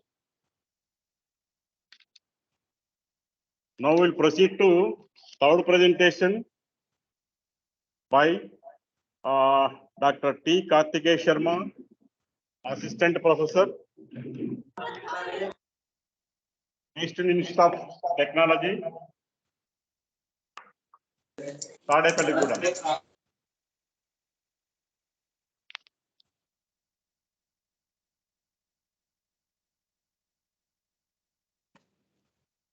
He born in the year 1985 in the Kurnool district, and he completed his mechanical engineering from G. Pullareddy Engineering College and MTech from JNTU Anantapur. And he was a topper in that university during that period, and a PhD from NIT Warangal. So he joined in the NIT Tadepalligooda in the year 2018. He exhibited his model of manual transmission system for hybrid vehicle at Festival of Innovation happened at Rashtrapati Bhavan, New Delhi. He was a Young Scientist Award during 2016 by Andhra Pradesh Academy of Sciences.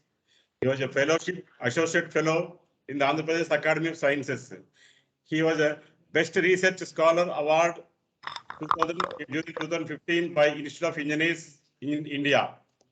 He submitted best papers for on effect of dimensional and working parameters on the performance of HCCI engine in an international conference by IRD held at Goa during 2012. He stood district 4th in Sir C.V. Raman Council of Educational Awards. Sir, can you hear me, sir? Hello? Yes, sir. Hello. Yes, sir. Can you hear me? Yes, please. Sir, let us skip that introduction, sir. Let us go for the presentation. Please wait for a while.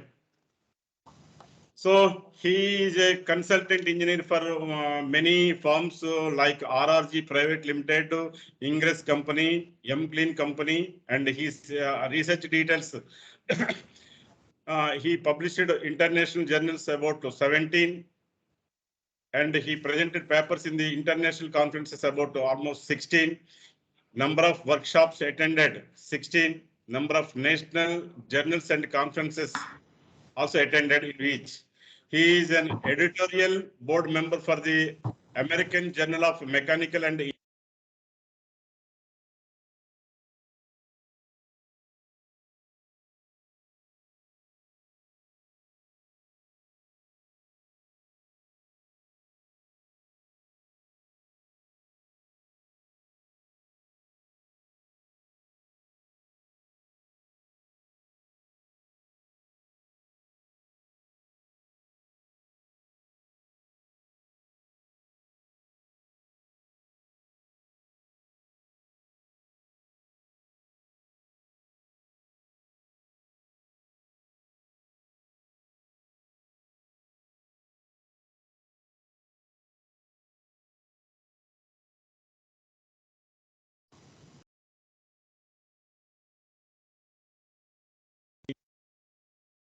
hello, Karthikeya Sharma garu.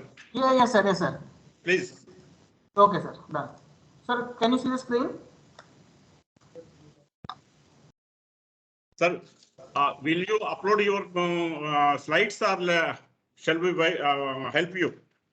Sir, I uploaded. Can you see the screen? Please check, sir. Pardon? I uploaded the screen, sir. I am sharing the Yes, screen. Please check once. No, we are not visible. We are not visible to that your slides.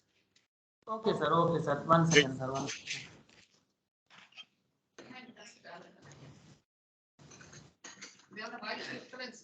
Let me.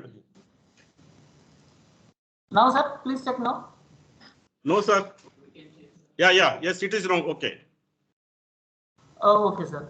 Right. Sir, Please good proceed. afternoon, everyone. First of all, I would like to thank Dr. Y. Aparna ma'am for giving me this opportunity to share my views and thoughts about the science and society and the impact of science uh, and technology on the society.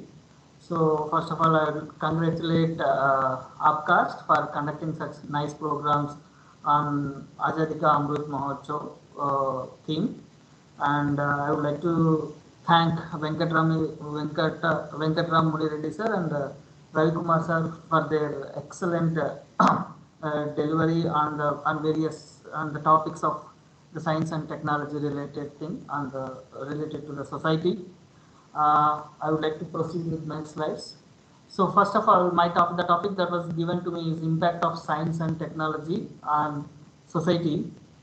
So Bernard Russell, he just wrote a book on impact of science on society in 1952.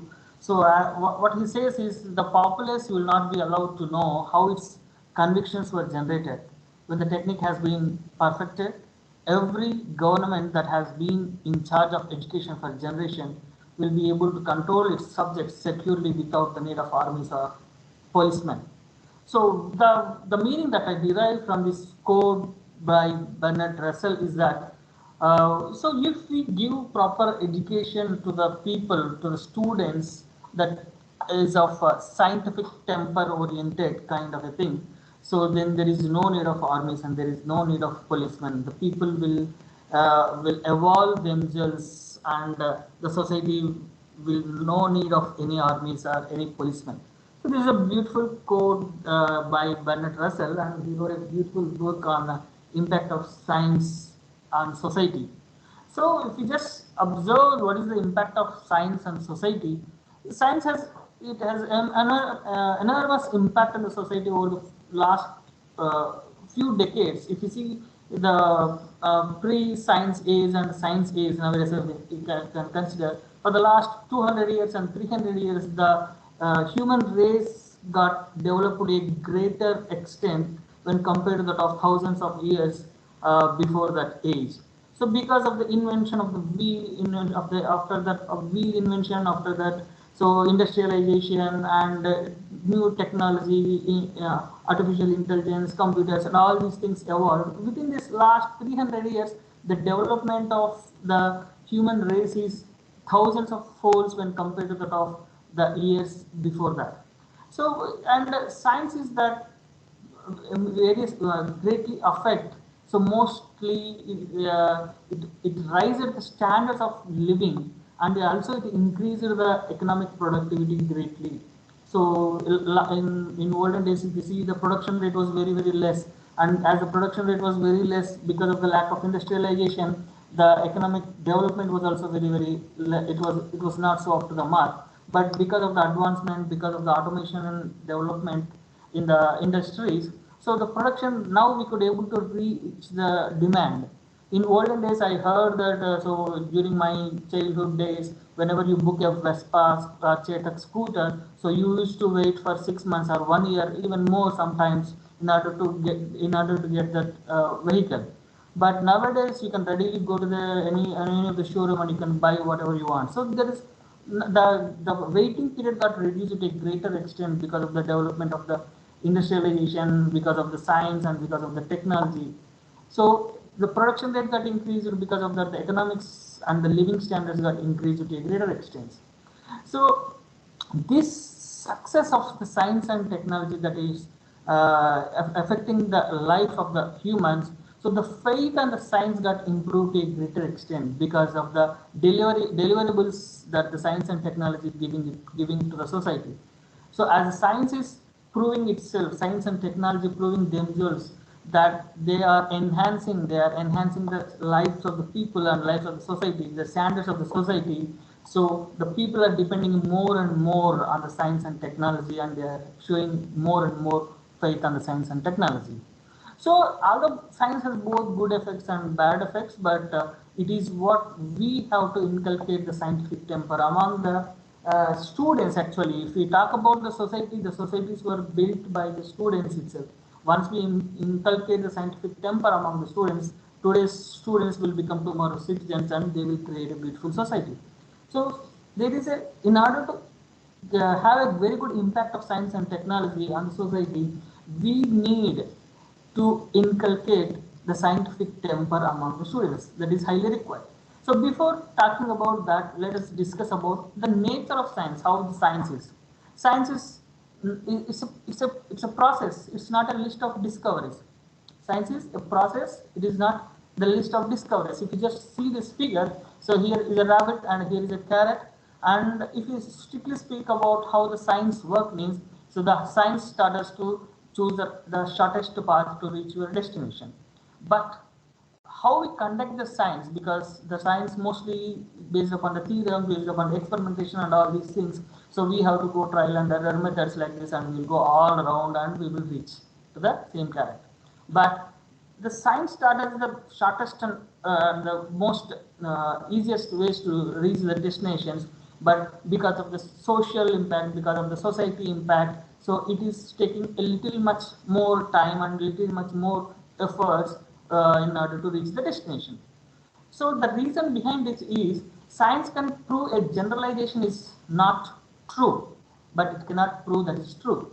So we are people living in the society for thousands of years were filled with our brains with a lot of beliefs and a lot of superstitions and a lot of thoughts which are not directly approved or proven by the science and technology. So because of these beliefs, because of this uh, the superstitions, and because of this preloaded thoughts in the human brains for a longer period, so the science is taking much longer time, as you show this much longer time to show its impact on the society. So if you just directly believe in science, so you will go through this orange color path. That rabbit will go to this through this orange color path, and it will reach the carrot. But as we are loaded with a lot of beliefs, superstitions, and preoccupied thoughts for the generations that were taught to us by our religion or anything, so we are taking much more time to get and feel the impact of the science and technology. So this is how that science works in our society. So science is mostly influenced by the society. This is what. So science majorly it will conduct the experiments. It will observe the things and observations of the from the observations of the physical world. So it will just show some of the generalizations are wrong, some of the generalizations are true, something else. So based upon that, so if you remove our generalizations, then there will be there has to be some deductions like predictions. You can consider as predictions like if what is this, what will happen if it is happening like so, then what should be done. So if we do such type of generalizations, if we deduct that type of preoccupied things in our brains, so then there will be possibilities of rejecting or revising or affirming this type of generalization. This is the major thing that we have to consider, we have to keep in mind, because there are a lot of obstructions still in the society to readily accept the scientific evidences, scientific observations, and scientific deliverables. So these are all because of the whatever the preoccupied thoughts or superstitions or our traditions that we are brought up from our childhood and from various generations. So if we understand this concept of the nature of science, So then the impact of science can be felt much earlier and much rapid when compared to that of the present situation. So that's why I strongly suggest everyone to have that kind of thought process wherein which to look at everything in a scientific approach and having a scientific temper. Next, so science education for scientific temper. As I said, if you want to feel the impact of science and technology on the society, first we have to inculcate the scientific temper among the students. So until unless we inculcate the scientific temper among the students, so we cannot build a society that can readily accept the fruits of the science and technology. This is the most important thing. So the scientific temper have the various sort of attributes. So there are many attributes, so I would like to explain a few of them. So the scientific temper will give you the critical thinking and logical thinking and respect for evidences, objectivity, open-mindedness, honesty in reporting, and skepticism and perseverance. So these are all the things that these are all the attributes that the scientific temper should inculcate among the students. So until unless we inculcate these type of attributes, we cannot achieve the real scientific temper that is going to affect our society in a right way. So if we discuss about each and everything, the critical thinking, so it's nothing but it is the ability to analyze our experiences and review our actions through reflecting on them. So whatever the actions that we are doing and whatever the experiences that we are having, we have to reflect them on ourselves again, and we have to analyze them which is correct and which is wrong, and which is desirable and which is adequate. If we have that thinking of critical nature, which is critical in nature, means that is self-assessing. You can consider it as self-assessing. If we think in that way, if the scientific temper could inculcate this type of critical thinking among the students, then the students will become very good citizens and they will readily accept the fruits of the science and technology. So critical thinking is very, very required, a very good attribute that is required in order to inculcate the scientific temper among the students. And the next one is logical thinking is also very much required. So not just the critical thinking is sufficient. So we need a logical thinking. So it requires that logical reasoning. So it is nothing but you can consider that this logical thinking is the essence of having scientific temper. It is nothing but the essence of having scientific temper, which makes you focus on your observations and organize them carefully through reasoning before arriving at a conclusion. Before arriving at a particular conclusion, so it will give you sort of focus on your observation, whether whatever the process that you are conducting, whatever the experiment that you are conducting is happening reasonably in a correct way or not. So that type of logical thinking is required in order to have this scientific temper. And the next one is respect for our evidences. So we should not be biased. One should not be biased. She should respect the evidences, whatever may be the thing. So that we obtain, whether the result may be wrong, the result may be correct, or the result may be against your beliefs, the result may be against your faith, or whatever it may be. So you have to respect the evidence. One has to respect the evidence. Then only one should be called as he is having the scientific temper. Scientific temper is highly required for the good sake of the society.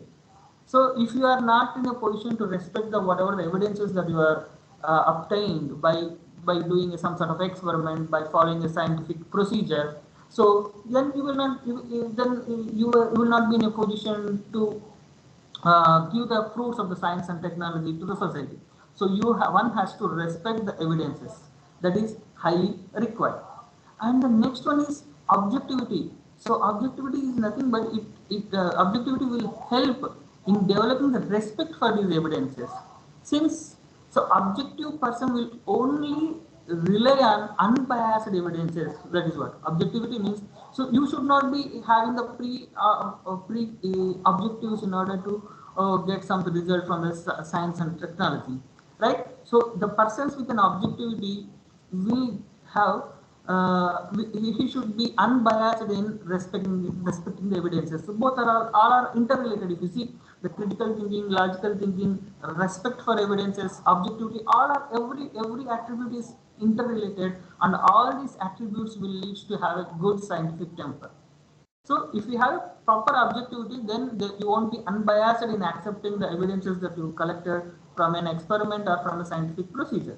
So one should have this objectivity in mind, in his in his nature, in her nature, in order to accept the evidences. So this is very much required. And the next one is mindedness. So we in our approach itself, so as I said, as we for the ages, our human race is preloaded with some sort of ideas, thoughts, rituals, traditions, and all these things. So, but while you are conducting any sort of scientific procedure, so you should have that open-mindedness. You should accept the thing so readily, and you should follow the procedures without having any biased thoughts. So that sort of open-mindedness means accepting the results should be there in order to have this scientific temper. So this is highly required. That open-mindedness is highly required to accept the things. So if we do not have, if we are not having this open-mindedness means, then we cannot bring any change in the society with respect to the science and technology. So we are evident that many of our thoughts, many of our ideas, many of our beliefs were shattered, were destroyed by the scientific rules, scientific procedure, scientific results, right? So we in olden days we might be thinking of having so many things that we cannot talk with a person from far away. But with the science and technology nowadays, with the telephone development, with the mobile phones and everything, so all our beliefs and most of our beliefs and thoughts were proven wrong by the science and technology. So until unless if we don't have this sort of open-mindedness, so we cannot accept the results, right? So we read about the stories of some of the scientists who were killed by the societies there because they explained because they explained the things based upon the science and technology. Even if you see one scientist said that the earth is round, but the societies at that time they were in a belief that the earth is completely flat, and these are against the rules, against the beliefs of the religions. So they killed that particular scientist, and many of the scientists were killed like that. But because the society at that time was not having that mindedness, so accepting the truth. So if we inculcate this type of mindedness in the children right from the beginning nowadays, so then we could inculcate the scientific temper. Then the fruits of the science and technology will reach in a faster manner to the society. So that is highly required. And the next one is honesty in reporting. Honesty is reporting is very much required. So we conducted a scientific procedure, we observed something, we are open-mindedness and everything, but whether we are truly reporting the results of the scientific procedure or technological development in a right way or not. If the reports are wrong, then the fruits of the science and technology will not reach to the society. So we should be having that honesty in reporting, whatever it may be. So this type of thing that we majorly observe, as we are all professors here, we discussed, and we are all professors and we are all teachers, we might be observing this type of lack of honesty in reporting in lab exams mostly. The students will be majorly they will be having some idea what might be the result, whether the machine is working or not. They will simply write those particular result exactly, and they will submit the lab records during the end lab exam. So that is not the thing that is to be inculcated in the minds of the children first. So we have to give the honesty in reporting. We have to make them report honestly whatever the results they got. We have to focus on process, not on the result. So we know we were using the laboratory the equipment for a longer period, and there might be some errors in the equipment. But even though the equipment is not working, the children will arrive at the right answer at the end because they knew the answer and they simply without, even though they do that one, even though they got a wrong answer, so they will write the right answer in the lab and they will submit the records, right? So that should not be there. So we have to make the students to be honest in reporting whatever the results that they got. So they should be focused on process, how to conduct an experiment. That is what is required, than rather than what is the result of the experiment. So if we make the students to have this type of honesty in reporting, then that will lead to good scientific temper. So that will give the good results. We are not supposed to manipulate the reports. One is not supposed to manipulate the report. So honesty in reporting is very essential when it comes to the scientific temper development among the children. So the next one is skepticism.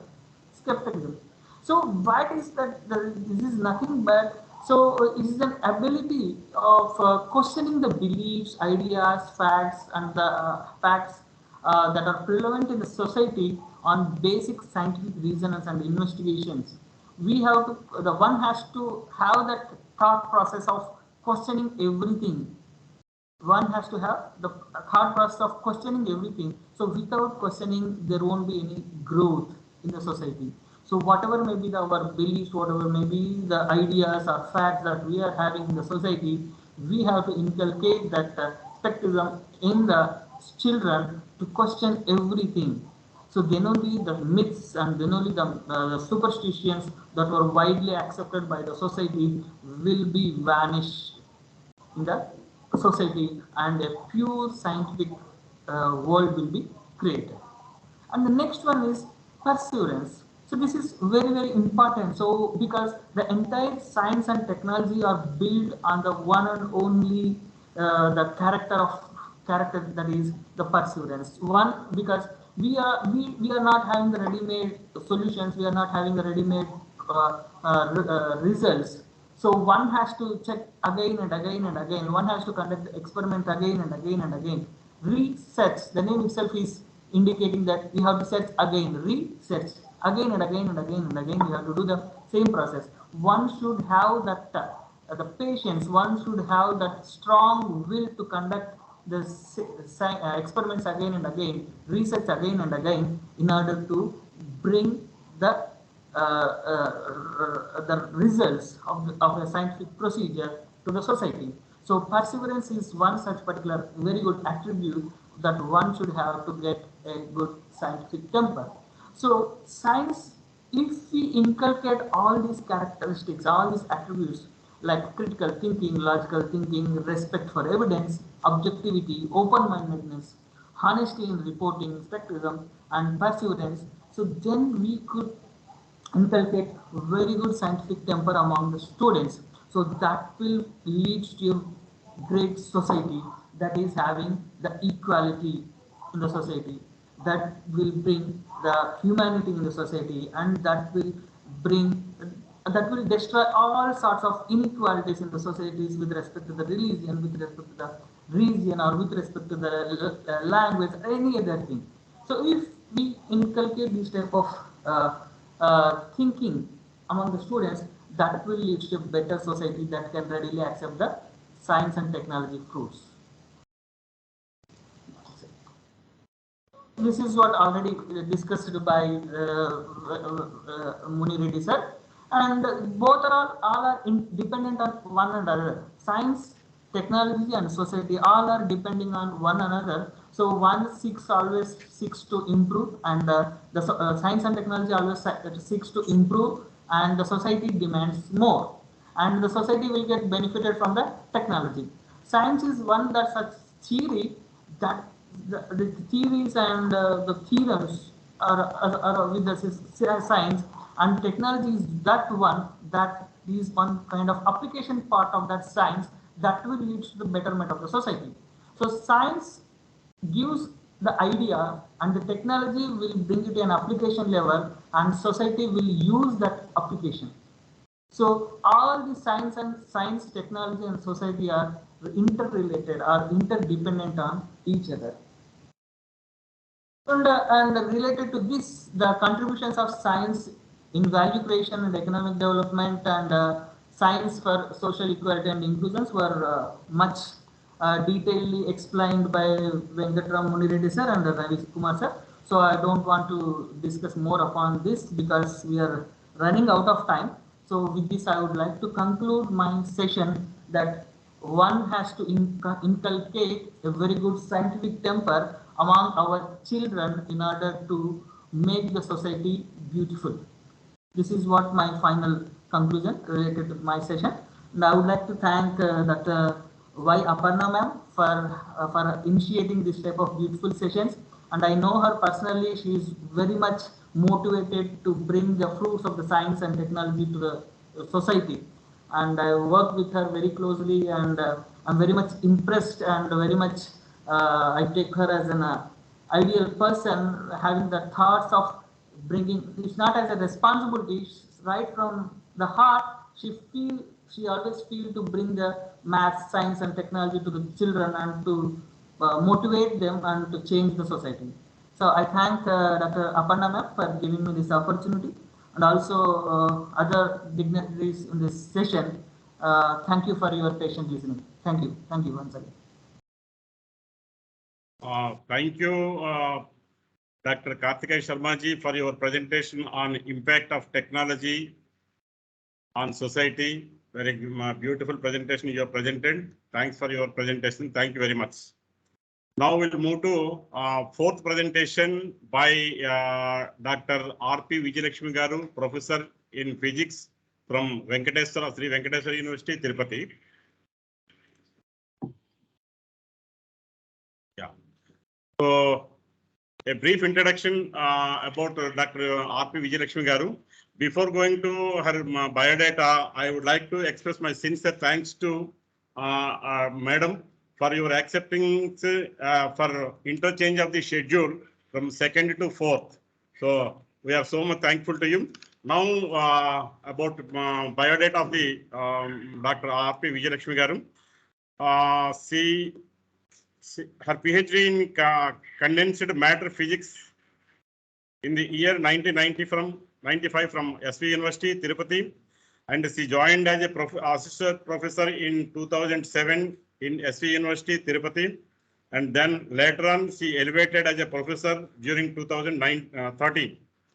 So she presented 15 PhD awardees and 4 MPhil awards. Now, 3 PhDs are ongoing, and research publications in international journals are almost 95 she presented. Our research projects undertaken in the UGC sector are 3 and 1 CSIR project also. Many awards and rewards she got, and her major contribution to research and development are established low-cost chemical vapor deposition technique to synthesize variety of nanostructures,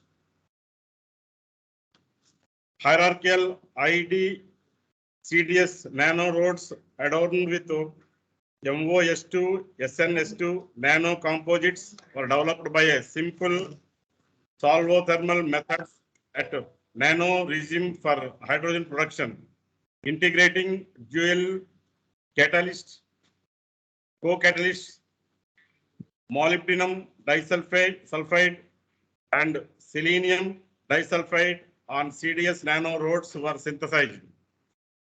Calcium dropped bismuth fluoride, multiferronic nanoparticles were synthesized by the Salo-gel techniques.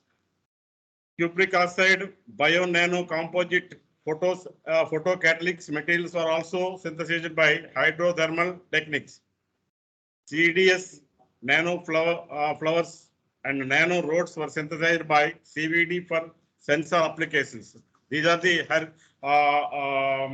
contribution for the development of R&D. Now, I request Dr. Vijayalakshmi Garu to present your presentation on this auspicious day of Azadi Amrit Mahotsav of Science and Society, Madam. Thank you. Over to you, Madam. Okay, thank you for your nice introduction, sir. Thank you. Is it audible? Yes, sir. Yes, Madam. Audible and video also visible. Sir? Yes, Madam. Yes. Okay, sir. Before going to the topic, let me thank the organizers, the Department of Science and Technology, and Professor Y. Aparna, Member Secretary of CAST, and her team for organizing nice event, Science and Society under Azadi Ka Amrit Mahotsav. I also thank the earlier speakers, Dr. Venkatrama Munireddy, Dr. R.V.S.S. Ravikumar, Dr. Kartikeya Sharma for their nice talk on science and society. So my topic covers just introduction on science and society. What are the breakthroughs in the case of the medical field in terms of lasers and nanotechnology?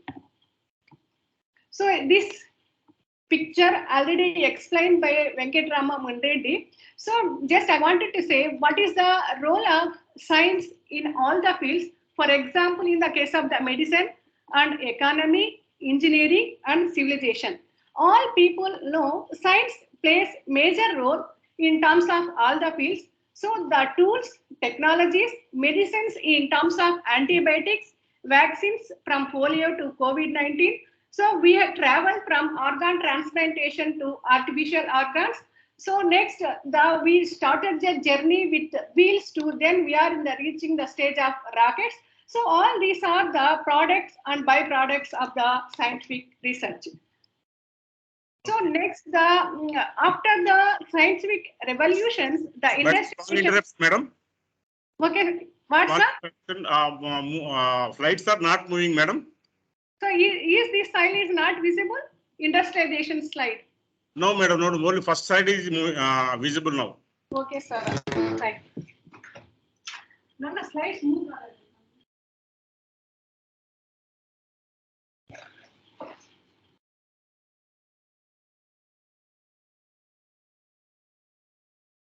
Sir, this slide visible or not, sir? No, first slide, madam. It is science and society is the only screen on the screen. Okay, wait, sir. Okay, I will try. Yeah, industrialization. I think this is fourth slide. Yes, sir. Yeah, now it is moving, madam.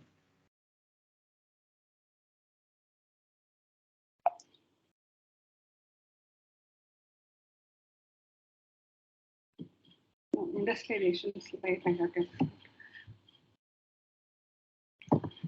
So is the industrialization visible, sir? Yes, yes. Industrialization slide is visible. Okay, sir. Okay, I will start.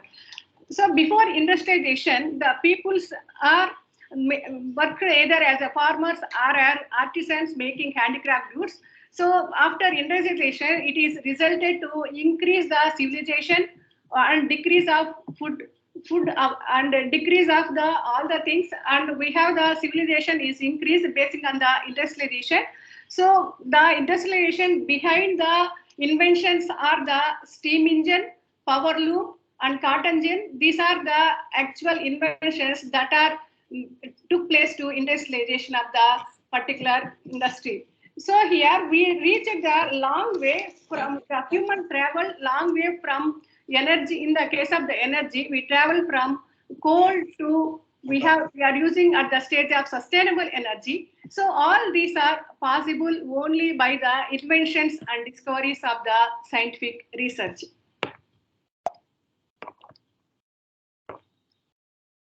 So is this visible, sir? Yes, yes, yes, yes. So one of the greatest achievements of the India is the launching of the Mangalyaan and also the launching of 104 satellites. This is possible only through the hard work of the scientists. So next I am going to cover in this lecture what are the actual implications in terms of the laser in medical field and what are the implications in terms of the nanotechnology in medical field. So laser means light amplification by stimulated emission of radiation. So here the use of the laser in the case of the medical field, it was started in the year 1946 itself. So it was started by Judd Mayer to treat the tumors and eyes also. So by using the sunlight, not in terms of the laser. So in the year 1948, Xenon lamp was developed to treat the actual tumors and certain diseases by the process for photocoagulation. So in the year 1961, Mayman developed the maser. Then by using the major principle, laser was developed. It was developed in the year 1961. So laser means light amplification by stimulated emission of radiation. So the treatment of the laser was started in the year 1963.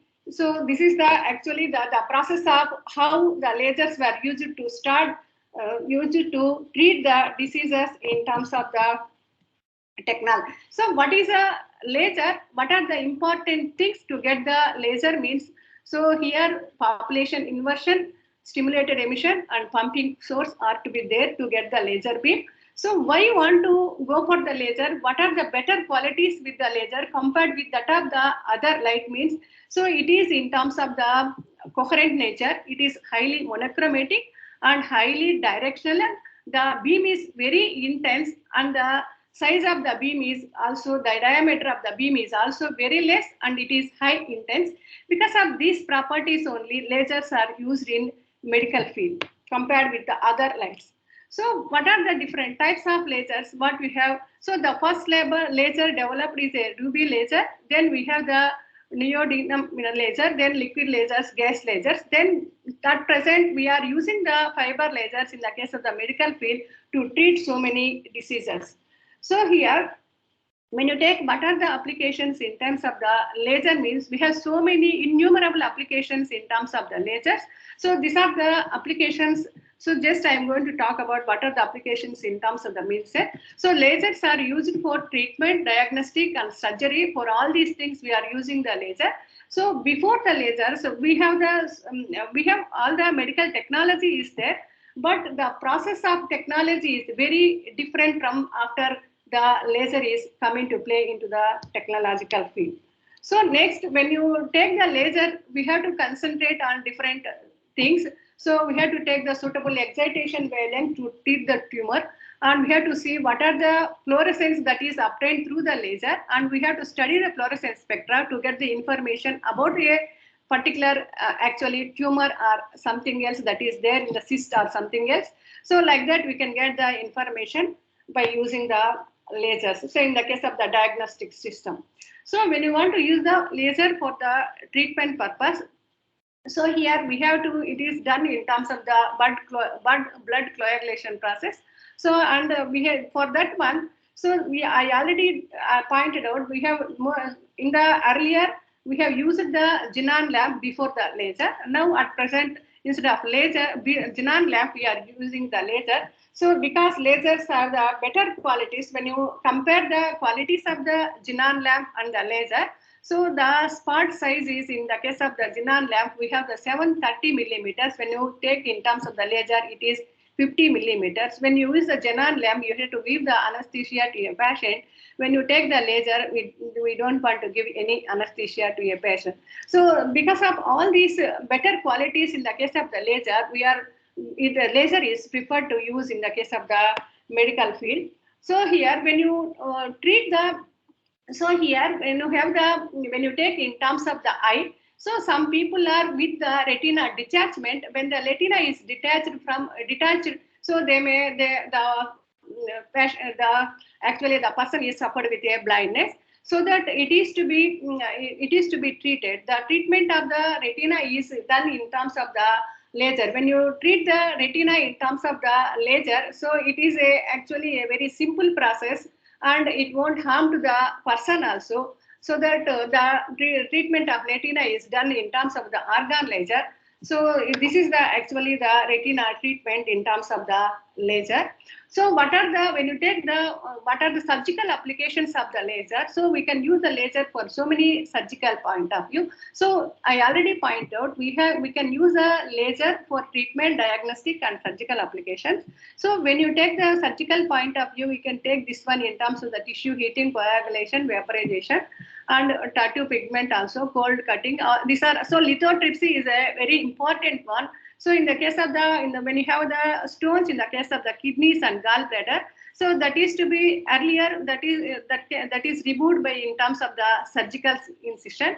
So now it is done in terms of the lithotripsy. So that is one of the important major breakthrough in the case of by using the laser, that is breaking up stones in the case of the gallbladder and case of the kidneys.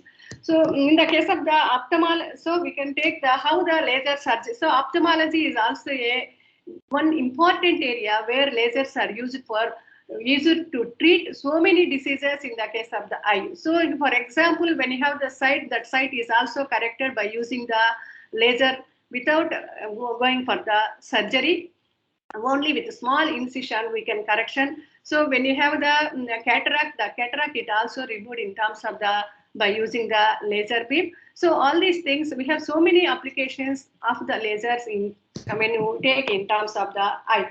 So when some people are with red birthmarks, that birthmarks also can be removed by using the laser. So when you combine the laser with fiber optics, we have the applications of the laser with fiber optics is innumerable when you take in terms of the application point of view. So here we have the photodynamic therapy that is done by using laser and fiber optics.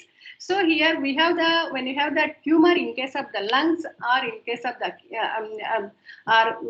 liver, so that can be done by using a dye sensitized material, then by using the laser beam, then it is destroyed using the another laser beam. So like that we can treat the patient by using the laser and the fiber optics.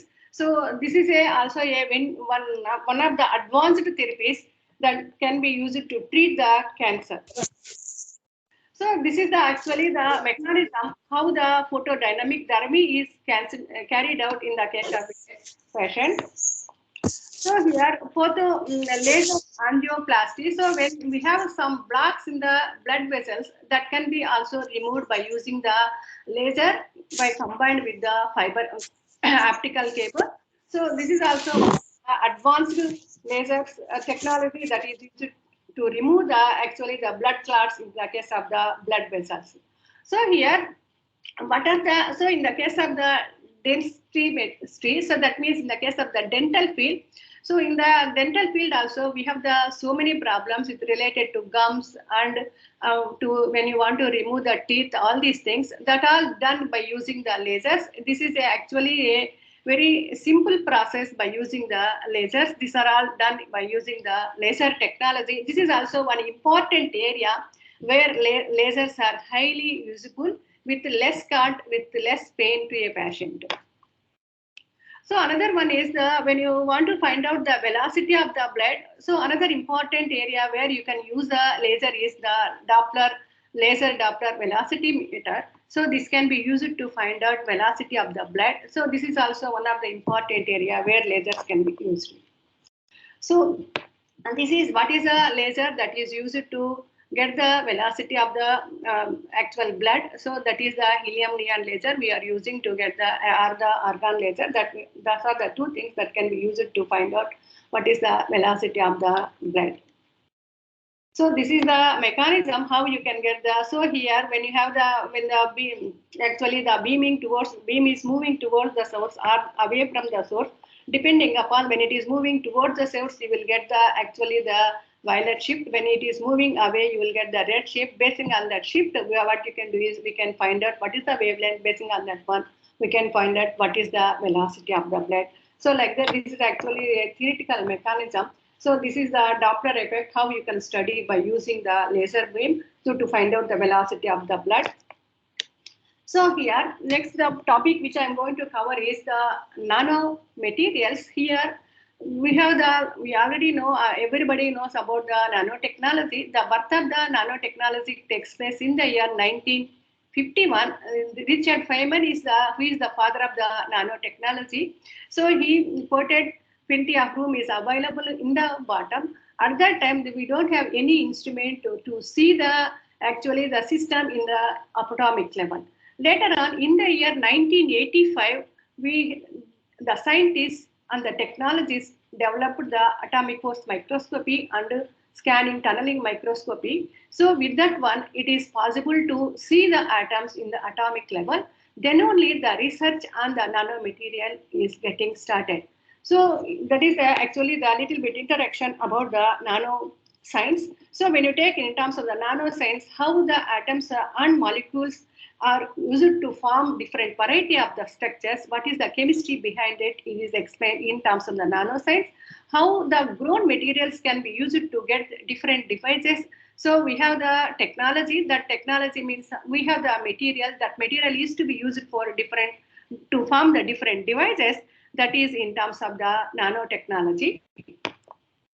So when you take the nanomaterials, so when the material is in the nanometer range, we can call that material as a nano material. So those nanomaterials are in terms of the different structures. So one among them is we have the different categories. In that one, we have the nanoparticles, we have the nano sheets, nano wires, like that. We have the different structures. One among them is the nanoparticles. So this is the slide that is telling us how the nanoparticles are arranged. So next one is we have the nano wires. So this slides is telling us how the nano slides are there. So nano wires are arranged in different materials. So next one is this is the carbon nanotubes and buckyballs. So this is also a very important area of research in the case of the nanomaterials. This carbon nanotubes are having many more applications as far the nanomaterials is concerned. So in the case of the nanomaterials in the different structures, we have the biopolymers, dendrimers. These are the different structures what you can use for different applications. So next one is this slide is explaining us. So we have the so many nanomaterials. These are in terms of the inorganic in nature. So in this one, we have the so many applications in terms of the we can form the nanomaterials with a different variety of materials depending upon the application. In this one, we have the titanium oxide, iron oxide. So that this slide clearly explaining us in what area those nanomaterials can be used. So that is the slide, but the presentation here. So here, when you come into the nanomedicine, so when you take in terms of the nanoparticles or nanostructures point of view is concerned, so these are used in so many applications in terms of the medicine. So we have, these are all the different areas where you can use the nanomaterials. Those are in terms of the nanostructures, for example, nanoparticles or nanowires or some other dendrites like that. We have the different structures. So how these nanomaterials are used for drug delivery also. So in this one, we have the small drugs, nanocomposite, hydrogel systems, and magnetic nanoparticles. So we have so many other things are also there. I mentioned only the three here. We have this drug delivery is done by so many materials also. So how the drug delivery is to be carried out by using the nanomaterial means we have the antibodies that is attached with the nanoparticle, then we will form the antibody plus toxin that is entered into the cell, then it destroys the cell, then it will produce the useful protein, and that is actually the process that takes place in the case of the drug delivery system. So this is by using the magnetic nanoparticles. In this one, we have by using the magnetic field, so we can use magnetic nanoparticle to treat the cancer. That means the cancer cells means we have the malignant cells. So the nanoparticle reaches the malignant cell site, and by applying the actual magnetic field, by enzymatic activity, it destroys the malignant cell. So like that, we can deliver actually to the actual malignant cell by using this magnetic nanoparticle. So another one is we can use the nanoparticles for disease dissection also. The important thing is we can have the carbon nanotubes, gold nanoparticles, and we can use the gene detection also by using the silicon nanowires. So these are all some of the things which I quoted here. We have so many other materials also there. They can also use it for this disease detection and all these things also. So here we can use the nanomaterials for cancer and virus detection also. So that is one area where you can use nanomaterials. So this is how you can identify a cancer tumor by using the gold nanoparticle. So that means when a gold nanoparticle is deposited onto a particular tumor cell, then it will give us a color. So basing on that one, we can identify where the cancer cell is present. Like that, we can use the gold nanoparticles to detect the cancer cell, or we can detect a virus cell also by using these gold nanoparticles. So you can detect the gene also by using the silicon nanowire. What you can do is we can detect the gene. So for imaging also we can use the nanomaterials. So earlier we have the MRI and CT scan. So here we have that can be more sophisticated way we can done by using the nanomaterials. So this is also where you can use the nanomaterials. That means imaging techniques. So these are the things what you can use for imaging applications in terms of the nanoparticles. So this is another thing, another important area of nanomaterials, that is nano robots. So that means these nano robots are at the range of actually a blood cells. So these travels through the blood and they detect what is the diseased part, and they deliver the medicine to the diseased part only. So that is the one of the important application of the nanomaterials, that is the formation of the nano robots. So like this, we have this is just a picture that is explaining us. So in this one, we have the two elements. One is the targeting element and therapeutic element. So by using these two things, we can identify a diseased part in the body. Then we can treat that one by using these nanoparticles. So this is how you can treat the the malignant cells by delivering a material to the diseased part. So like this, by using the nano shells, in this one, what the thing is, the nano shells are deposited onto the malignant cell. Then by using the radiation, that will with the radiation creates the heat that destroys the tumor cells. Then we have the actual cells, also living cells, without the tumor cells are being happy when you kill the actual malignant cells. That is done by using the nanomaterials by combining with the radiation. So this is one of this photodynamic therapy. We can done the photodynamic therapy by using the lasers.